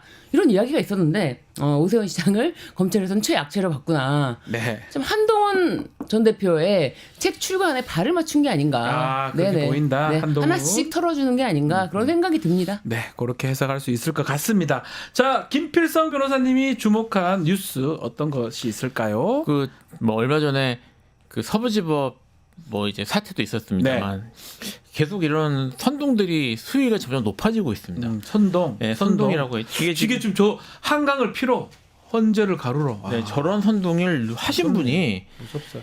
그게 지난해 작년에 일반적인 인물이 아니고요. 선거 방송 심의위원회를 하셨던 한모님께서 하셨던 글이라고 해요. 선방심이요? 네. 그러니까 KBS 이제 PD 출신이라고 하는데 네, 한정석 씨입니다. 예. 네네. 저를 잘랐던 제가 YTN 잘렸거든요. 네. 저분이 아주 뭐 공정하지 못하다가 제가 잘라버렸는데 네. 저희 방송 중징계를 먹었었는데 제가 진행했던 방송 저분들이군요. 저분이 이제 지금 뭐 어제 기사가 나왔으니까 네. 제가 표현을 읽어보면요. 예. 지금 같은 평화 집회로 탄핵을 막을 수 있을까? 지금쯤 곳곳에서 유혈 충돌이 벌어지며 횃불과 가스통이 집회에 등장해야 정상이다. 뭐예요, 저 사람? 탄핵이 인용되면 한강이 피로 물드는 내전이 발생할 수밖에 없다는 분위기가 만들어져야 한다. 이 뭐예요, 이 사람? 뭔데요, 이 사람? 그러니까 근데 이제 저도 뭐 이분이 이제 뭐 페이스북이나 이런 데서 꽤 뭡니까, 이 사람? 또 이제 유명 인사니까 지명도가 있으신 분인 것 예. 같아요. 그러니까 뭐 이런 유명한 분도 이런 말을 하고 있고 와, 무섭네요. 네, 요즘 이제 좀 유명해지신 전한길 네. 강사도 만약에 대통령 탄핵 인용되면 헌법재판소는 가루가 되어 사라질 것이다. 가루요? 그러니까 지금 그 이런 쪽에 영향을 미치고 있는 뭐 이쪽 그쪽 분야 그쪽 진영에서는 인플루언서라고 할 수 있는 분들인데 이분들이 헌정 질서를 유혈로 파괴하겠다라는 하자는 얘기를 지금 대놓고 하고 있는 상황인 거예요. 그러니까요. 거기에 대한 아무런 문제 의식도 없고 예. 사실 이제 이게 만약에 일반인들이 이랬다거나 또는 진보 진영에서 이런 말이 나왔으면 벌써 난리가 났을 겁니다. 난리가 났죠. 뭐 간첩이니 국가보안법 위반이니 사실 뭐 국가전복 세력. 예, 국가전복 세력이 예. 난리가 났을 텐데 지금 이런 말들이 아무렇지 않게 나오고 있고요. 지금 뭐 너무 이제 선동순위가 너무 심하니까 경찰이 수사한다는 말은 있는데 너무 미적대요. 그러니까 이게 이제 표현의 자유의 문제로만 볼 수 있는 건 아닌 게 이거는 수위가 선이 넘는 거라고 보이거든요. 얘가 지금 헌정 질서를 없겠다는 거고 예. 사실은 이게 이제는 여기 들으시는 분들이 아시겠지만 이게 내란이거든요. 내란입니다. 또 예. 내란이에요, 내란. 예, 이거 내란인데 짓거리가. 이게 단순히 그냥 뭐 내란 선동이나 이런 문제로 위험성이나 이런 것들이 평상시하고 다른 게 실제로 지금 폭력 사태나 이런 것들이 벌어지기도 했고 그리고 지금도 그런 움직임들이 계속되는 상황에서 네. 뭐 한강을 피로 물들여야 된다. 헌법재판소를 가루로 만들어야 된다는 말이 이렇게 쉽게 이야기되는 건 그냥 넘어갈 문제가 아닙니다. 네. 네. 이런 사람이 역사를 가르쳤다고 하고요. 선거 방송 심의위원. 공정하냐고 심의를 했던 사람이 이딴 짓을 이거는 민주주의의 적 아닙니까? 이런 사람 이 정도면 그렇죠. 민주주의의 적이죠. 그렇기 때문에 민주주의의 적은 그야말로 용서할 수가 없는 것입니다. 그러니까요. 그런데 참 이 말에 어떻게 보면 헌재를 가루로 이 말에 어떻게 보면 씨앗은 헌법 교수 허영 교수가 헌재 재판 자체가 신뢰를 상실하고 있다. 이렇게 될 경우에 뭐 헌재가 가루가 될 수가 있다. 그러니까 가루를 만들자가 아니라 가루가 될 수 있다라는 표현을 했는데 그 말을 받아서 뭐 전한길 강사라든지 뭐 고성국 씨 유튜버죠. 그리고 얼마 전까지인가요? 지금도 하는지 모르겠지만 KBS 진행자였습니다. 아침 방송 진행자 고성국 씨도 헌재를 가루로 만들자라는 말이 수사적인 표현이 아니고 실제 그런 행동에 대한 이야기를 계속 합니다. 허영 교수는 뭐 저희 다 공부했지만 다 허영 헌법학 원론, 네. 한국 헌법학, 네. 그러니까 뭐 그 책으로 권영성, 허영, 네. 김철수 예전 우리 한 20-30년 전에 되게 유명한 학자인데.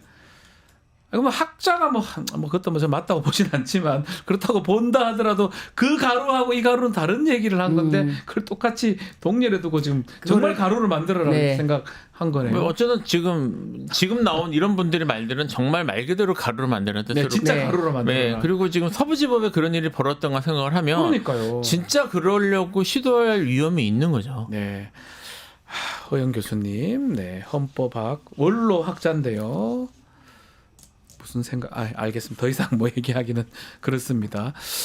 자, 헌법재판소 얘기를 좀 하면 11차 최종 변론 끝으로 윤석열 재판 마무리됐습니다. 이제 선고만 남은 상황인데 뭐 짧게 네. 진술했던 거 한번 평가해 주시겠습니까? 67분 했던데요. 저는 사실은 네. 진술 자체를 그 67분을 다 볼 자신이 없어가지고 네. 그거를 이제 전문으로 전부 읽고 그리고 이제 부분 화면을 통해서 말하는 거를 봤는데 정말 이게 마지막 순간까지도 기대를 저버리지 않고 그 우리에게 보여줬던 그 모습 그대로 오로지 거짓말에 거짓말 이런 느낌을 받았는데 정말 근데 굉장히 길었지 않습니까? 네. 그 내용이. 근데 이 내용이 혼자서 수기로 작성했다라고 보기 어려운 부분들 그런 게 있었어요. 왜냐면은 그런 뭐 숫자라든지 그런 거를 지난번에 인용했던 거를 정확하게 인용을 하는데 그게 뭐 본인이 기억력이 좋다고는 말하지만 본인이 헌재 재판 나와서 자신은 인원이라는 말을 쓴 적이 없다라고 하고 정확히 1분 몇 초 후에 인원이 뭐 인원 얘기하고 자신의 기억력에 대해서는 정진석 비서실장이 그때 당시에 공관위원장인 줄 알았다라고 정확하게 대국민 담화에서 했던 얘기입니다. 예. 그런데 다시 녹취록을 들어보니 상현이한테 전화해야지 뭐 걔가 공관위원장이니까 정확합니다. 모든 거를 아예 거짓말로 딱 사실관계를 규정해버리는 거예요. 정진석 비서실장이 공관위원장인 줄 알았다. 그런데 자신은 상현이가 공관위원장인 거를 명확하게 알고 걔한테 전화하겠다. 네. 이렇게 이야기하는 그런 것들의 똑같은 맥락에서 이번 뭐 최후 진술도 이 사람이 하는 말들에 대한 일말의 어떤 저 말이 혹시라는 그런 생각이 전혀 들지 않습니다. 네. 그 김용남 전 의원이 좀 전에 이런 거를 선제적 거짓말이라 하더라고요. 아주 그냥 치고 나가는 거짓말. 비서실장이 그 공관위원장, 그러니까 본인이 알면서도 미리 지금 던지는 거잖아요. 그 입만 띄면 거짓말인데 이게 더 빨리 치고 거짓말을 하는 것 같다는 느낌이 들거든요. 그러니까 이게 저도 들을 자신이 없어 실제로 네. 듣진 않았고요. 뭐 내용이나 이런 것만 좀 들여다 봤는데 말씀하셨던 것처럼 뭐 전에 하는 말을 사실은 반복한 거거든요. 근데 그 지금 선제적 거짓말부터 시작을 해서 상당 확신범의 사실 모습을 보이고 있어요. 확신범이요? 예, 그러니까 본인이 그렇게 말하는 걸 정말 믿나? 스스로? 이런 생각을 좀 들게 만들고요. 그러니까 이제 뭐 사실관계에 대한 거짓말도 거짓말이지만 법리적으로 말이 안 되는 소리잖아요. 뭐 이걸 뭐 이게 뭐 저 대통령의 가치나 뭐 가치관이나 아니면 관점이나 이런 걸 다 떠나가지고 야 저렇게 얘기하면 본인이 탄핵이 안 된, 그러니까 위헌이 아니고 탄핵이 안 된다고 생각한단 말이야? 라고 생각될 만한 말들을 끊임없이 해왔고, 이거를 마지막까지 일관되게 했습니다, 사실. 어떤 측면에서는 이게 뭐 이제 중도층이나 아니면 이 상황을 좀 알고 보시는 입장에서는, 야, 진짜 대단하다 이런 생각이 들 만한 상황이지만, 이게 뭐 이분이 정말 그렇게 확신을 하는 게 아니라면, 결국은 극우 세력을 결집시키는데 모든 걸 걸겠다는 뜻으로 보이고요. 어차피 뭐 그런 의미, 그 얘기는 뒤집어 이야기하면 탄핵은 포기한다는 뜻인데요. 사실 탄핵 심판에 대해서는 처음부터 포기한 게 아닌가 싶을 정도의 그렇죠. 모습이었단 말이에요. 네. 근데 이제 그러면 지금 이분이 어쨌든 탄핵에 대해서 이렇게 밀려난 상황에서 뭐 그렇게 되면 형사처벌 받을 가능성도 뭐 매우 높고, 네. 뭐 사실 이게 뭐 이분 입장에서는 빠져나갈 구멍이 별로 없는데. 이분이 왜 지금 극우 세력들을 결집시키는데 총력을 다할까? 네. 뭘 노리는 걸까? 뭘 노리는 겁니까? 그걸 잘 모르겠어요. 제가 지금 이게 이제 이 극우 세력을 결집시켜서 이후에 들어올 다음 정권을 그 국힘 쪽에서 정권에 나오면 자기가 사면될 수 있는 걸 바라는 건가? 그 가능성을 보고 저런다고요? 이게 사실은 이게 이제 뭐 그 정도, 근데 그 가능성이 높아 보이진 않은데 실제로 저기 박근혜 탄핵인 경우에도 박근혜가 또 다른 방식으로 매우 소극적이었잖아요. 그 당시에도 이게 정권 이후 자기가 끝까지 안 했을 거야, 자기가 사면될 거야라는 기대를 가지고 그렇게 한 것이다라는 그때 이제 관측들이 있었고, 뭐 결국은 이제 문재인 정권에 의해서 사면이 됐지 않습니까? 뭐 그런 것들을 기대를 하면서 자기가 뭐 이렇게 밀어주기 위해서 하는 게 아닌가라는 생각을, 뭐 그런 분석을 하시는 분도 봤는데, 그러기에는 너무 과격해요. 그렇죠. 그러니까 그러면 이제 박근혜처럼 소극적으로 하든지, 나는 잘못이 없다, 그 계몽령이다. 계몽령 얘기 또 나왔잖아요. 계몽. 예, 그리고 거대 야당의 횡포를 알리기 위해서 사실 뭐 경고 목적의 계엄이다, 뭐 이런 말 자체가 헌법 위반이라는, 헌법 위반 인정하는 건데, 이게 과연 정치적으로 국민의힘에 도움이 된다고 생각하는 건지 그런 건 좀 의문입니다. 의문스러운데 결국은 개헌까지 얘기를 다 했어요. 본인이 뭐 지금 할 수 있는 상황도 아닌 것 같은데. 어떻게 보셨어요? 그러니까 마지막에는 거의 뭐 읍소하는 그런 발언이죠. 자신이 복귀하게 되면 생각만 해도 너무 끔찍한데요. 자신이 복귀하게 되면 자기는 외교 문제만 나서고 총리에게 국내 정치 문제는 일임하겠다, 이제 그러면서 자신은 이제 임기에 연연하지 않고 개헌하겠다라고 하는데 생각만 해도 소름 끼치고, 사실은 개헌이고 외교 문제가 아니라 임기에 업무에 복귀하자마자 계엄 생각밖에 없을 것 같아요. 또 계엄할 수도 있는. 네, 왜냐면 계엄을 한번 했더니 뭐 제대로 안 됐고, 탄핵도 안 받는데, 탄핵도 안 되고, 뭐 계엄 자격증 딱 받아온 거죠. 헌재에서 계엄 자격증을 받은 것이라고 생각할 것이고요. 이거는 뭐 전 나라가 들고 일어나야 된다. 게다가 또 최후 진술에서 변호인이 국회에 간첩이 그렇게 많다는 거 아닙니까? 그 간첩들 잡아야 되지 않겠습니까? 그쪽 입장에서 생각해보면은 그 말도 안 되는 무슨 간첩을 계속 진짜 시간을 엄청나게 할애하면서 간첩 이야기를 하는데, 그런 취지에서 계엄이 합당하다고 치면은 아직 잡지 못한 간첩들에 대해서 또 잡겠다, 계엄 반드시 필요한 거 아닙니까? 계엄을 한다고 네. 할 것 같은데 네. 자 오늘 헌법재판소에서는 마은혁 재판관 후보자 이 권한쟁의 관련된 선고가 있습니다. 이것도 탄핵 심판하고 연관성이 있을 수도 있을 것 같은데 이것도 한번 짧게 한번 전망 좀 해주시죠. 이게 사실 날짜를 오늘로 잡은 게 네. 조금 의외였어요, 저는. 하필. 예, 하필이면 왜냐면 이제 변론 갱신에 대한 논란이 생길 수 있거든요.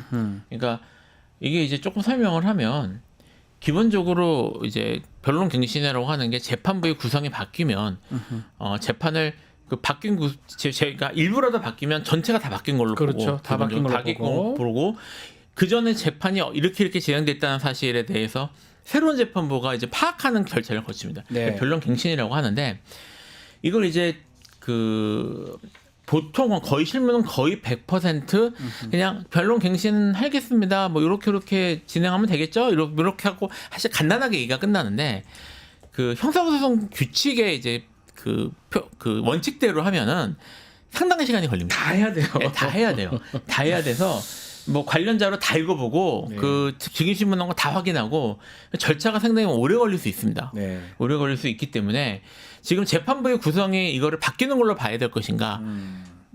바뀌면 해야 되니까요. 이 문제가 하나 있고요. 네. 그 다음에 또 하나 이제 문제가 뭐냐면 재판부의 구성이 바뀌었다고 하더라도 그 301조, 그러니까 형사소송법 301조에 판결의 선고만을 하는 경우에는 예외로 한다라는 내용이 있어요. 네. 그러니까 이걸 적용할 수 있을 것인가가 사실 문제인데,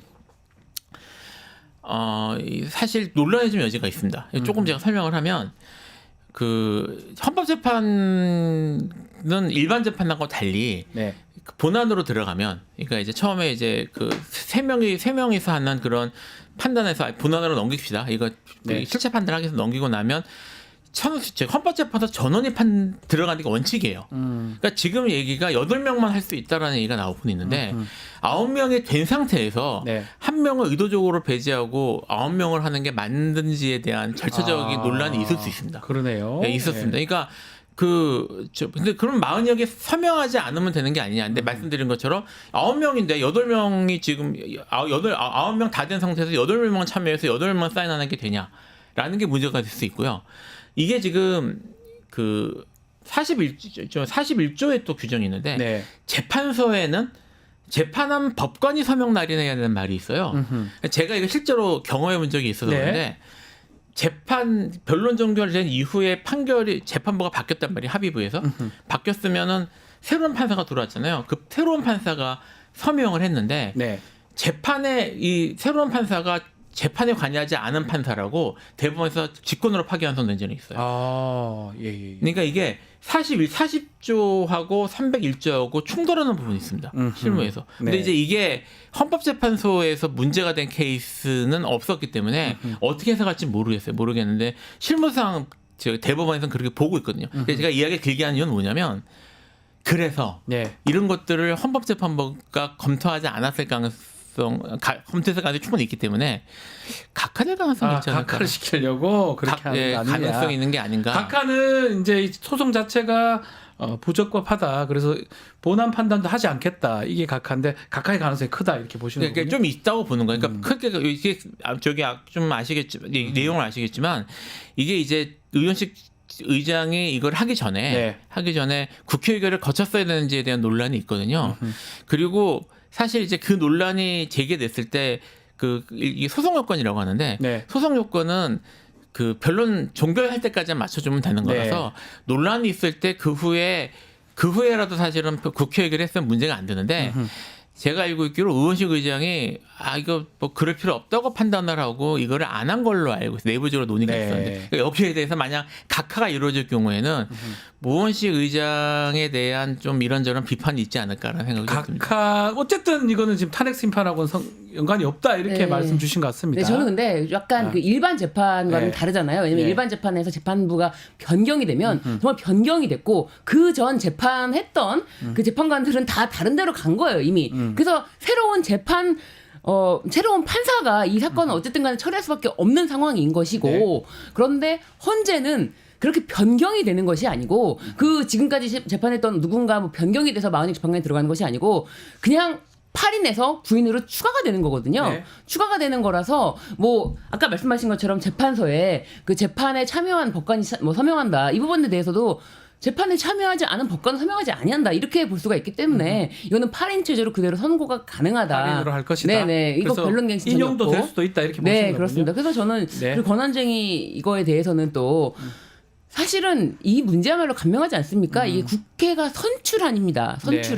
선출한 재판관이기 때문에 임명 절차는 형식적 절차고 네. 이것에 대해서 하지 않은 것은 당연히 이거는 권한쟁의 심판 대상이 되고 저는 된다고 봅니다. 각하가 되는 것이 아니고 본안 판단을 해서 인용된다. 인용된다. 예, 예. 오늘 10시에 이제 선고가 나니까요. 이제 지켜보기로 하고요. 한 가지만 말씀드리면 네네네. 헌법재판의 특징 때문에 한 가지만 이럴 수 있어요. 그러니까 뭐 제가 각하가 만약 된다고 하더라도 네. 저도 각하 가능성이 뭐 아주 높다고 생각하지는 않는데 네. 된다고 하더라도 선법재판의 특성상 각하를 하지만 이건 위헌이다라고 주문 내용은 그게 가능하다는 거네요. 예, 그럴 수 있습니다. 일반 소송하고 다른 예, 거니까. 다릅니다. 그러니까 예. 그런 게 있고 각하는 하지만 위헌이다. 위헌이라는 걸 이제 아유, 이게 기술적으로 조건부 위헌 이런 걸 많이 헌법 불합치도 하잖아요. 그러니까 예, 그런 것처럼 너 뭐 임명해라. 네, 그러니까 뭐 요건이나 이런 게 안 되는 경우에도 네, 이걸 맞아요. 내용에서 판단하는 경우들이 있습니다. 있고 헌법소원도 걸려 있기 때문에 네. 위헌에 대한 선언은 별도로 있을 가능성은 충분히 네, 있습니다. 그것도 한번 지켜보기로 하고요. 우리 지금 시간이 얼마 없지만 요거 얘기는 좀 다뤄봐야 될 것 같습니다. 공직선거법 위반 사건 3월 26일 날 이재명 대표 사건 선고기일이 잡혔습니다. 뭐 재판 부분이기 때문에 우리 변호사 두 분이 제일 잘 아실 것 같은데 가장 눈에 띄는 게 막판에 그 이재명 대표의 허위 발언 부분 이걸 공소사실을 특정하라고 재판부에서 검찰이 요구를 했고요. 그래서 공소장 변경이 된 것 같습니다. 어떻게 보십니까? 이제 일단은 뭡니까? 전에 제가 한번 얘기를 한 것 같은데 네. 그 명예훼손이나 모욕 관련 범죄, 이거 허위 사실을 얘기하는 이건 약간 다르지만 허위 사실을 얘기하는 범죄에서는 발언 어느 부분이 허위 사실인지를 밑줄을 딱 긋는 정도의 특정이 필요합니다. 맞습니다. 근데 이제 지금 이 얘기는 적어도 1심에서 그게 제대로 이루어지지 않았다는 것이고요. 그렇죠. 그래서 1심 재판 자체가 문제가 있었다는 건 일단 인정이 된 겁니다. 네. 근데 이제 이거를 그러면 지금이라도 특정을 해가지고 딱 얘기를 해라. 라고 지금 법원이 얘기를 한 거라서 네. 뭐 재판을 지금 1심 문제가 있었으니까 하면은 그걸 다시 들여다보겠다라는 얘기를 한 거거든요.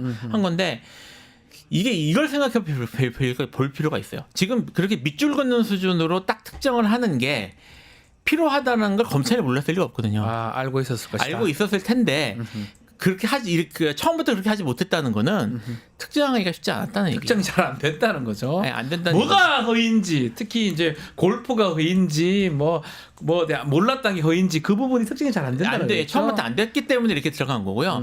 그러니까 어쨌든 법원이 요구하니까 안 할 수는 없어서 특정해서 들어갔는데 네. 이거를 법원이 보기에 이게 지금 이 부분이라고 지금 특정한 것 같은데 이게 허위가 맞아? 이렇게 될 가능성이 충분히 있습니다. 그래서 지금 언론이나 이런 데서는 1심이 유지될 것처럼 사실 얘기를 하는데 다 그래 얘기를 해요. 대부분 많은 사람들이. 다 얘기를 하는데 그렇지 않을 가능성이 사실은 충분히 있고요. 더 높아 보이는데요. 예, 높아 보이는데 다만 이제 법원이 이거를 공소사실을 수정하라고 하는 것이 반드시 피고인한테 유리한 건 아닙니다. 그러니까 이게 이런 문제가 있으니까 검찰에 대해서 기본적으로 기회를 주는 거거든요. 네. 바로잡을 기회를 주는 거라 바로잡는데 성공을 하면은 맞아요. 그게 정답이에요. 정답이에요. 그래서 공소장 변경을 요구를 하고 결국은 공소장 변경을 검찰이 하면 그걸 허가를 해줍니다. 법원은 재판부에서 그 과정에서 제대로 변경이 됐으면 검찰이 유리한 거고요. 네. 제대로 아직까지 이게 뭐야 변경하라는데 아직까지 일하고 있네 이러면 피고인한테 유리하다고 봐야 되겠죠. 신유 변호사 어떻게 보십니까? 그러니까 1심 판결이 네. 검찰의 그 발언 취지에 대한 해석에 대해서 네. 유죄 판결을 내린 것이고 그것에 대해서 지난 기일에 그 유죄 판결을 내린 근거에 대한 발언이 검찰이 해석한 내용인 거죠. 그렇죠. 해석 내역이죠. 해석을 해서 어떤 발언을 했는데 그 말 가만히 들어보니까 그 말이 이 말인 것 같다라고 해석을 해서 그거를 가지고 처벌을 할 수 없는 거 아닙니까? 아니 그것을 가지고 허위 사실을 말했다라고 할 수 없는 거 아닙니까? 네. 해석은 각자의 여지가 있는 것인데 각자 그 말을 들어보니 난 저 말을 딱 들어보니까 이런 말이구나라고 해석한 것은 그것을 가지고 허위 사실 공표 과연 이게 공표 행위입니까? 공표라는 것은 어떤 정확한 정말 큰 따옴표가 있는 그 말을 가지고 공표해야지 되는 거지. 아니 큰 따옴표에 있는 발언이 아니라 그냥 그 밑에 자신들의 말풍선이죠. 해석이라고 하면은 그 말풍선.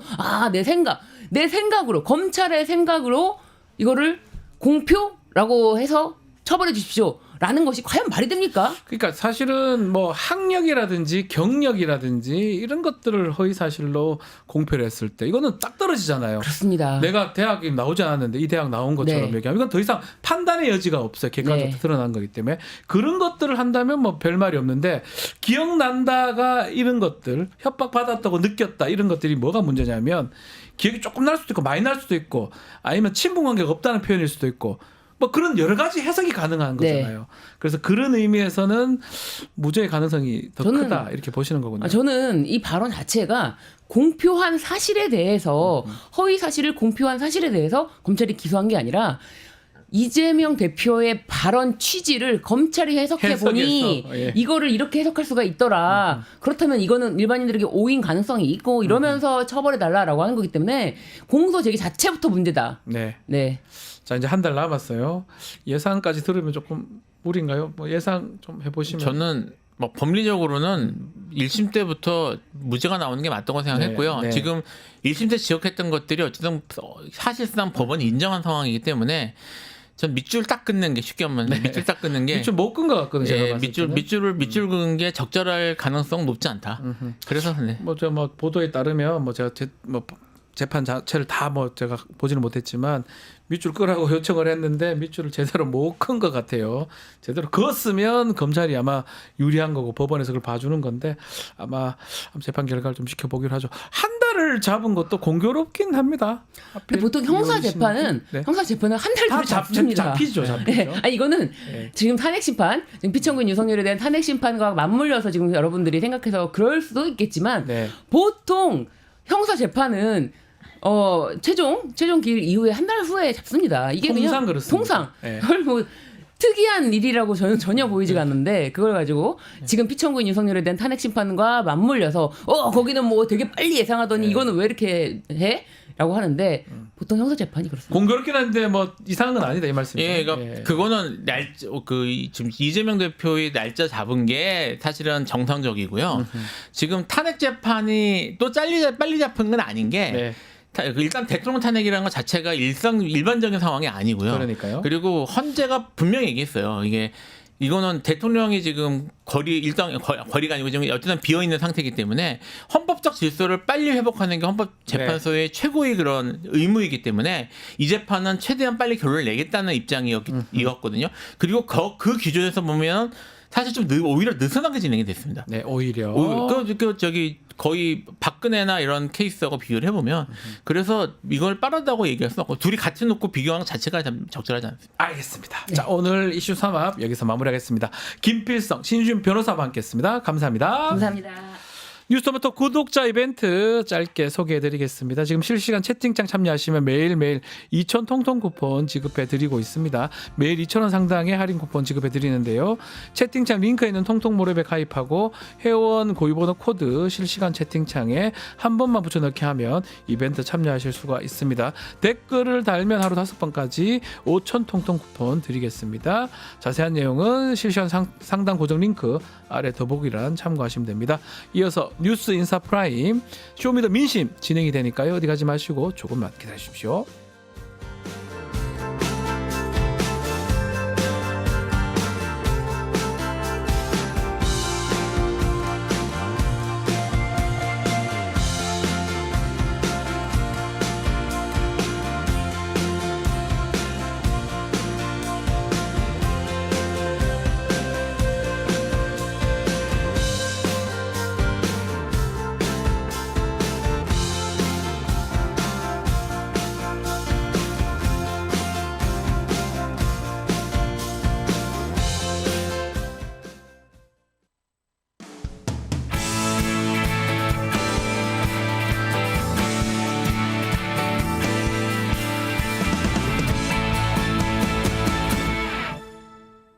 한 발 더 들어가는 고품격 스타대담 뉴스 인사 프라임 시작해 보겠습니다. 한 주간의 민심을 들여다보는 쇼미더 민심 코너입니다. 유니웅 오피니언스 대표 박영식 정치스타 에디터 두 분 함께하겠습니다. 안녕하십니까? 네, 반갑습니다. 자, 이번 주도 전반적인 여론의 흐름, 여론조사의 흐름 중심으로 좀 살펴보겠습니다. 일단은 윤석열 탄핵 심판 이제 최종 진술 끝으로 선고만 남은 상태인데 뭐 조기 대선도 지금 얘기가 나오고 있고요. 자, 정권 교체 가능성도 지금 얘기가 나오고 있습니다. 일단 대표님. 네. 현재 흐름이 어떻습니까? 정권 연장 아니면 정권 교체. 네. 이거 한번 분석한 거 많은 조사 결과들 이제 나오고 있는데요. 네. 보게 되면 이렇게 묻습니다. 대선 앞두고 가장 중요한 조사 항목이 무엇입니까?라고 이제 물어보면 그럼 정당 지지도나 뭐 여러 가지 있을 수 있어요. 그런 것도 후보 있을 수 지지도도 있지만. 있을 수 있어요. 하지만 지금 시점에 이제 임박하면 후보 지지도가 중요한데 지금 시점에서는 그 선거를 대중들이 어떻게 바라보는지 그 프레임이 담긴 게 이제 중요하거든요. 그게 정권 교체에 찬성하는지 정권 연장 또는 이제 그 진영에서는 정권 연장을 정권 재창출이라고 하죠. 이제 그것에 동의하는지 이것을 묻는 것이 가장 중요하다고 할 수 있겠고 아마 기억나실 텐데 총선 같은 경우에는 이제 이거 정권 심판론이나 정권 안정론이 들어보셨을 거예요. 네. 그게 이제 가장 중요한 거예요. 선거를 이제 그 프레임에서 보는 것을 확인하는 것이니까 대선은 이제 정권 교체, 정권 연장. 그래서 조사 결과들이 많이 나오는 이유가 이제 거기에 있습니다.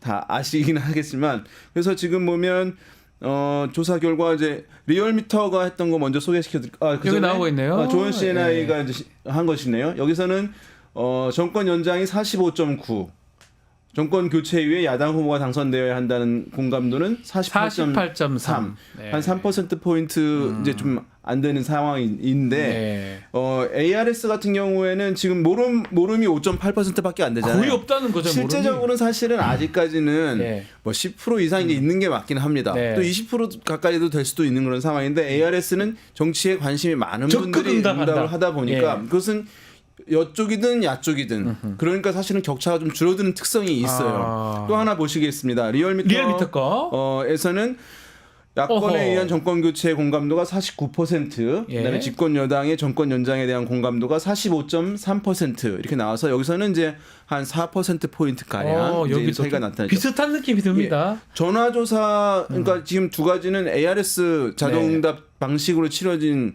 실시된 조사 결과이고요.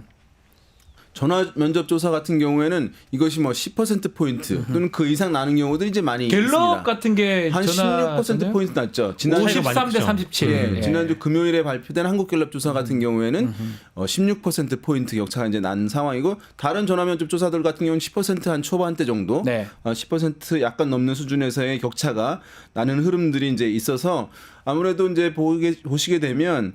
뭐 정권 교체에 대한 기류가 일정 부분 이제 높은 상황이다라고 이제 보시는 게 합리적일 것 같습니다. 지금 말씀 다 해주셨어요. 전화 면접이냐 ARS냐 얘기를 해주고 전화 면접은 좀 폭이 넓은데 왜냐하면 이거는 다 직접 하다 보니까 근데 ARS는 적극 응답층이 많으니까 폭이 좁다 이렇게 말씀 주셨는데 그러다 보니까 중도층을 좀 보는 게 맞지 않나 이런 얘기도 있는데 박인식 에디터 지금 얼핏 비슷한 것처럼 보이는데 중도층으로 국한했을 때는 결과가 어떻습니까? 중도층으로 보니까요. 60점 조원 CNI 결과로 보면 60.3%가 어쨌든 정권 교체 쪽에 쏠려 있고 중도의 35% 정도가 정권이 연장되어야 된다라고 일단 보고 있는데 이게 이제 그 중도층 민심이 가장 중요하다 보니까 선거에서 그러니까요. 중도와 무당층의 민심에 따라서 당락이 결정되는 것이 가장 크게 작용하잖아요. 그러다 보니까 이제 요 내용을 이념 성향별로 봤을 때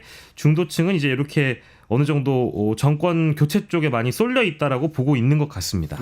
중도는 뭐 아무튼 많이 말씀드리긴 했는데 총선과 지방선거는 투표율이 한 60% 높아야 이 정도인데 이 경우에는 양당의 고정 지지층 싸움이고 어느 정당에서 자기의 지지층을 좀 더 많이 투표장에 끌어냈느냐의 싸움이라고 한다면 대선은 70% 후반대 80%를 바라보는 투표율이 나온다는 것은 양당의 고정 지지층 이외의 평소에 정치 관심도가 높지 않은 이른바 중도층이라 불리는 분들도 투표장에 많이 나온다는 것이기 때문에 사실상 그분들이 승패를 결정하는 것이고 그래서 중도가 어떠냐라고 얘기하는 이유가 이제 거기에 있는데 지금 보시게 되면 중도층에서도 한 2배 정도 가량 정도 이제 차이가 나는 정권 교체의 좀 우위 흐름들을 보여주고 있어서 요 차이 때문에 많은 조사 결과들이 이제 그 요것을 포함하고 있는 어떤 조사 결과들이 있어요. 뭐 양권으로 정권 교체든 탄핵에 대한 의견이든 이런 것들이 이제 나오는 이유가 그 중도층의 의견 차이 때문에 그렇습니다.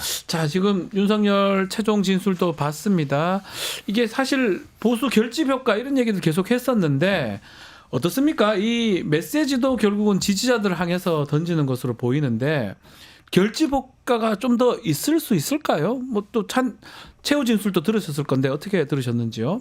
국민의힘 지지층의 결집 효과는 더 커졌다고 저는 생각을 하고 있습니다. 왜냐하면 일단 사과가 그런 측면에서 없었던 것 같고요. 네. 왜냐하면 이게 지지층의 이완이나 이탈을 좀 방지하기 위해서 윤석열 피청구인 측에서도 사과하거나 승복하겠다라는 메시지를 내면 마치 포기해버리는 것 같잖아요. 지는 것처럼. 이제 과거에 네. 박근혜 전 대통령도 이제 이런 탄핵 전국에 몰렸을 때 국민에 대해서 국민 앞에서 사과하는 모습 때문에 완벽하게 무너졌다라는 평가가 이제 국민의힘 주류 정서이다 보니까 이제 네. 그런 것들이 반영돼서 사과와 승복이 없었다라고 봐야 될 것 같고요. 그렇기 때문에 지금 오히려 여론은 그러니까 그쪽의 여론은 더 많이 불붙어 있다라고 봐야 될 것 같습니다. 특히 어제 같은 경우에는 이제 거리 집회를 주도하는 뭐 이제 손현보 목사라든지 전한계 강사 이런 사람들이 국회를 찾아서 윤상현 의원의 어떤 주도로 기자회견까지 하면서 이 탄핵 심판을 각하시켜야 된다는 메시지까지 내고 있거든요. 네. 조금 걱정되는 측면이 있어요. 그러니까 만약에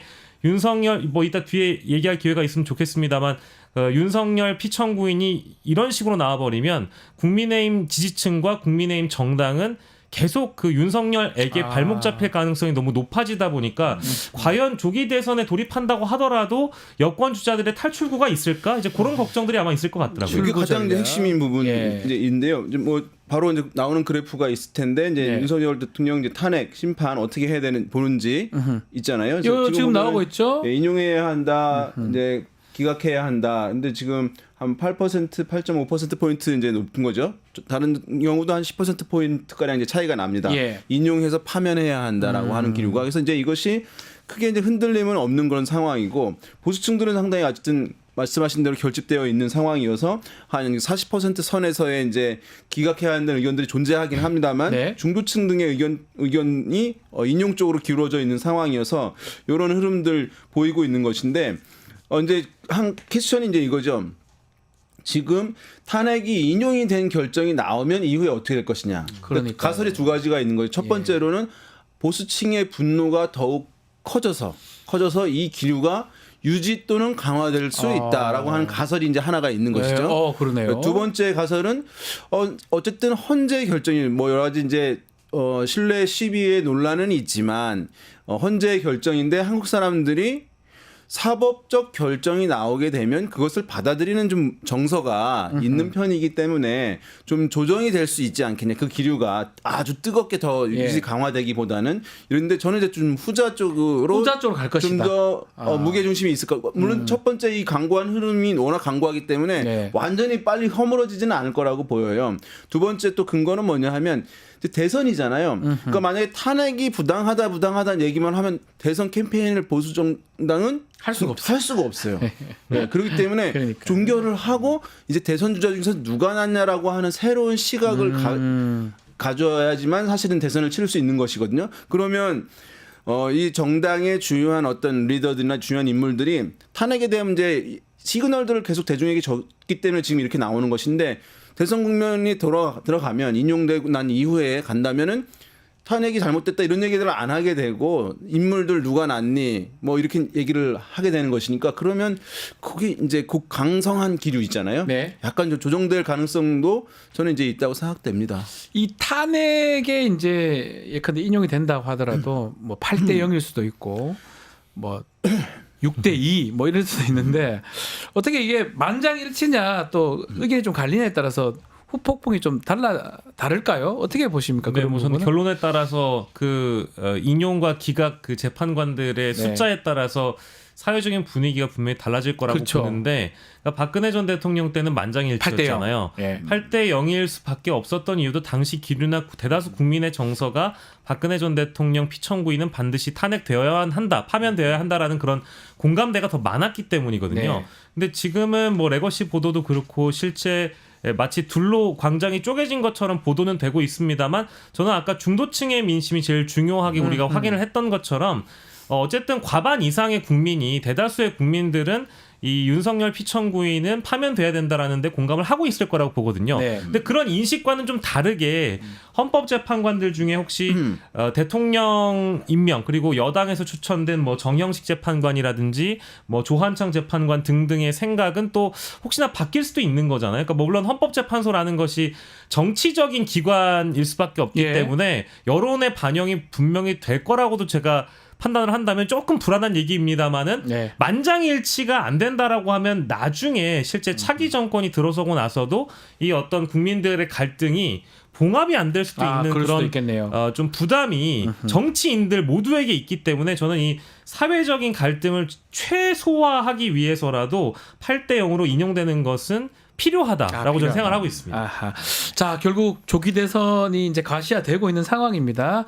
여론조사에서 가상 대결 조사를 계속 하고 있는데 일단 대표님, 차기 대권 주자 적합도 조사했던 바가 있지요. 소개 좀 해주시면요.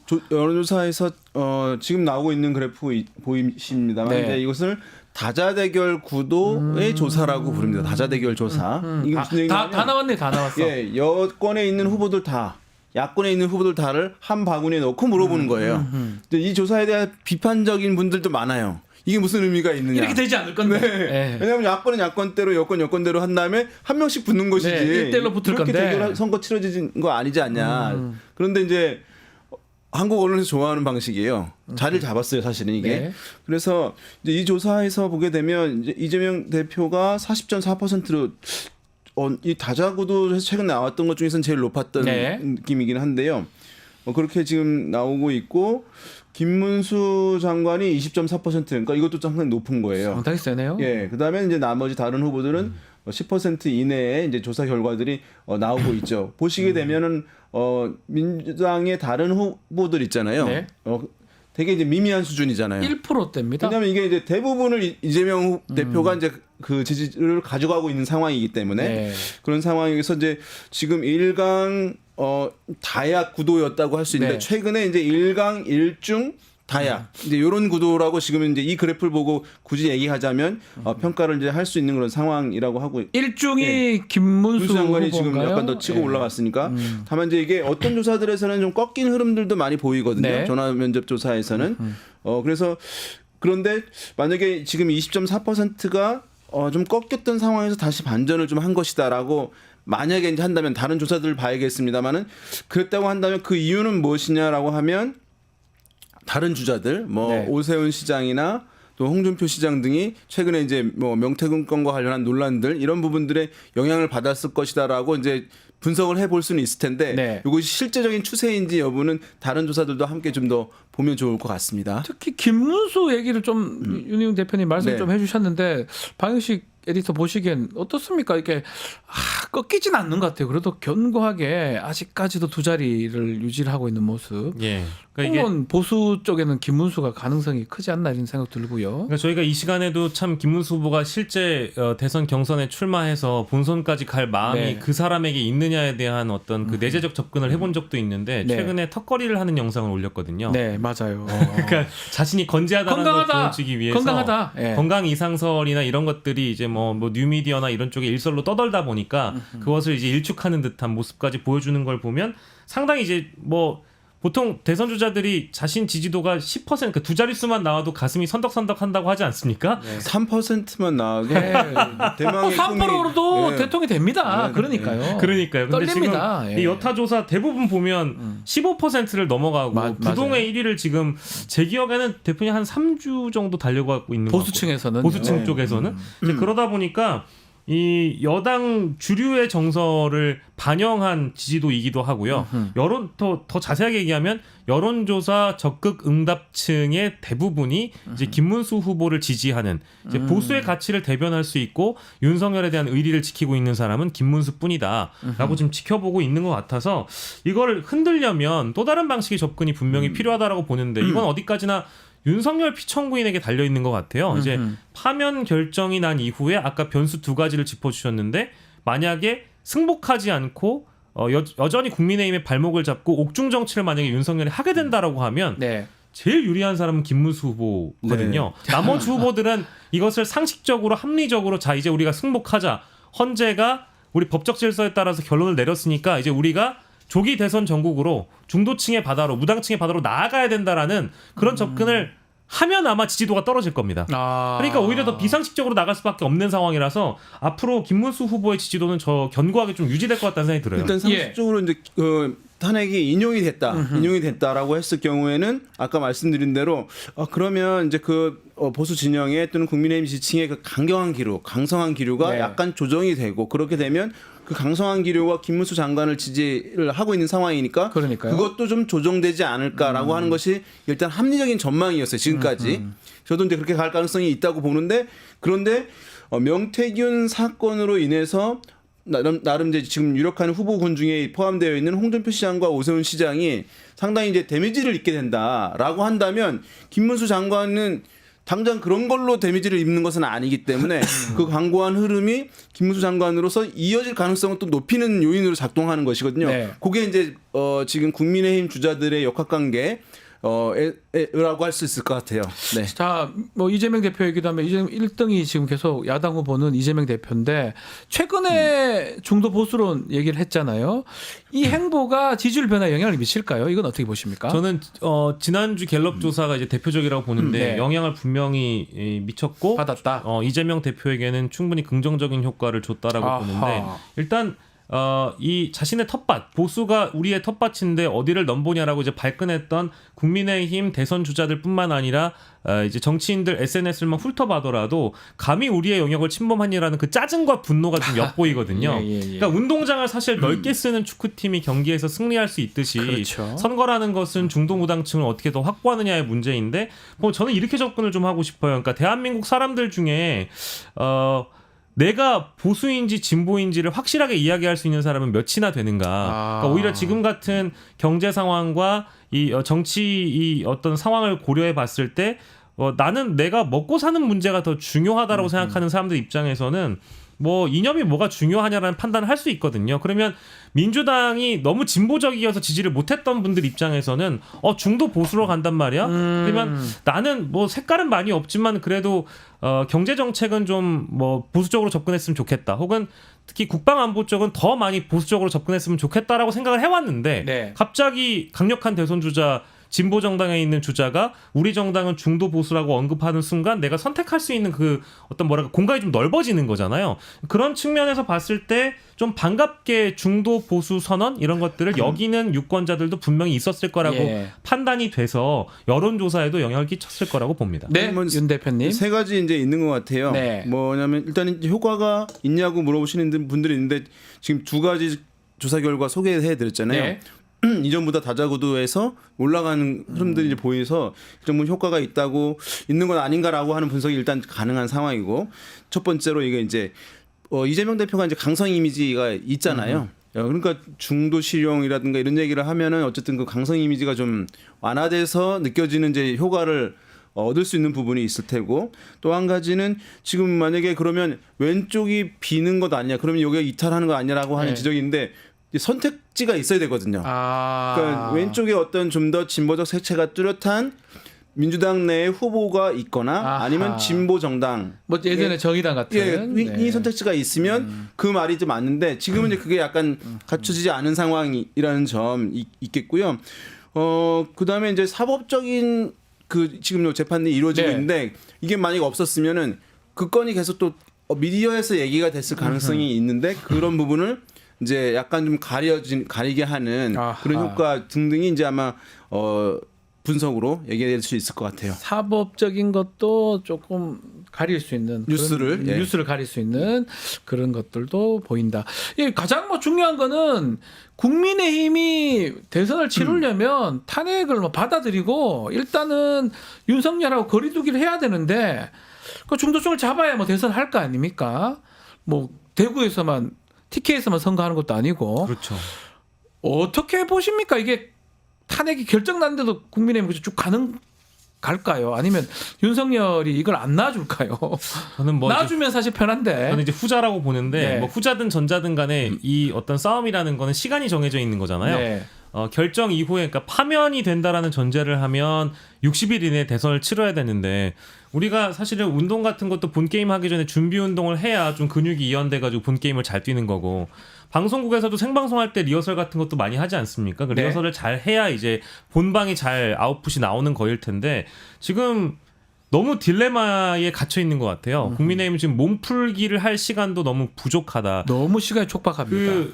이제 경기 시작을 알리는 그 선언을 사실 헌재가 해주는 건데 국민의힘 입장에서는 지금 윤석열 피청구인이 하게 되는 그 개시를 윤석열 피청구인이 하게 되기 때문에 승복하지 않는다면 아까도 말씀드렸습니다만 피고인 윤석열이 심지어 국민의힘이란 정당을 질질 끌고 다닐 가능성이 너무 높아져가지고요. 이 윤석열의 옥중 정치가 큰 변수가 될 가능성이 있다라고 보고 뭐 그렇지 않는다면은요. 뭐 지금 지도부 쪽에서도 슬슬 탈출구를 마련해서 어쨌든 권성동 원내대표 대표 권한대행 원내대표조차도 어쨌든 헌재 결과 나오면 뭐 승복해야지 어쩌겠냐라는 그런 어떤 한탄을 기자들 앞에서 한 내용이 있더라고요. 네. 이제 그런 것들을 본다면 아마도 마음은 저 콩밭에 가 있는데 이제 뭔가 이렇게 뭔가 전사적으로 기자들 앞에서 솔직한 마음을 내세울 수가 없기 때문에 좀 오락가락한다는 생각이 좀 듭니다. 네. 그 탄핵이 만약 인용이 된다면 어떻게 결과가 나올지 모르겠습니다만 인용이 된다면은 그래서 그 시점에서 김문수 장관 이외의 보수 후보가 후보가 될 가능성도 있고 그것이 이제 야권의 후보와 경쟁 구도를 만들 수 있겠다라고 하는 이제 느낌을 분위기를 보수층에게 주느냐 마느냐가 핵심일 것 그게 같아요. 중요하네요. 왜냐하면 첫 번째로 딱 한 다음에 여전히 김문수 장관이 독보적으로 보수층에서 1위다. 그럼 이제 그 흐름으로 그냥 가는 거잖아요.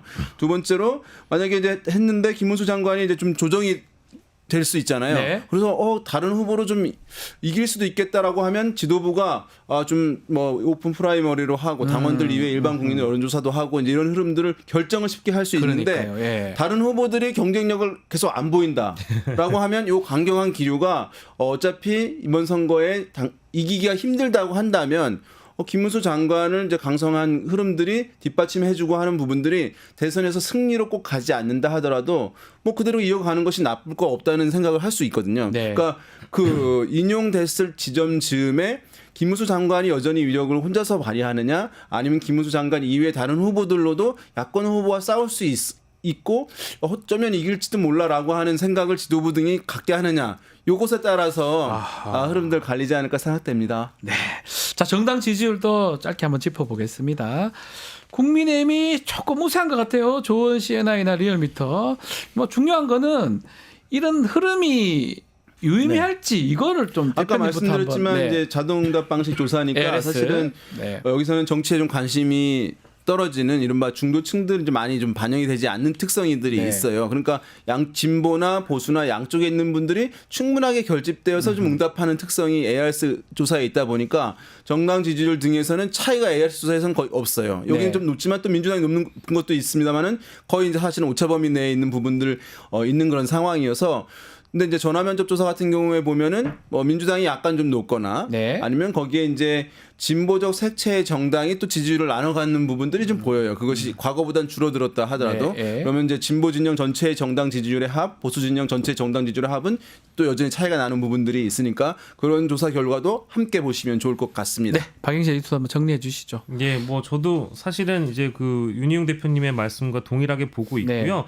이 어떤 흐름 자체가 이제 대선으로 인식하는 분들이 특히 이제 보수층에는 많기 때문이라고 저는 봅니다. 지금 이 아직 대선으로 가지 않았지만 그 이전부터 여론조사 응답층에 더 열심히 활동력 있게 응답해 주신 국민의힘 지지층의 입장에서는 이미 이제 이재명 대표에 대한 어떤 포비아가 있다라고 봐야 되겠죠. 예. 그리고 이미 지금 이 시기는 대선이 도래했다라고 보는 접근이기 때문에 이제 이런 흐름이 전반적으로 길게 이어질 거라고 보고요. 다만 그런 반응 못지않게 민주당 지지층도 지금 막 결집해가는 그런 과정이기 때문에 뭐 물론 이제 지금 저희가 보고 있는 조원 CNI나 리얼미터는 이제 ARS 기반이기 때문에 갤럽과 비교하면 조금 차이는 있을 수 있겠지만은 그래도 이제 양측의 결집이 아마 계속해서 이어질 가능성이 높다라고 봐야 될 것 같습니다. 알겠습니다. 자, 오늘 쇼미더 민심 여기서 마무리하겠습니다. 두 분 말씀 감사합니다. 고맙습니다. 내일 방송 짧게 소개해드리겠습니다. 임미애, 최인호 의원의 최타임 준비되어 있고요. 배상훈 프로파일러, 배포의 촉, 또 김종대, 부승찬의 최강 디펜스도 준비되어 있습니다. 내일 방송 많은 시청 부탁드리고요. 오늘 방송은 여기서 마무리하겠습니다. 시청해주신 여러분 고맙습니다.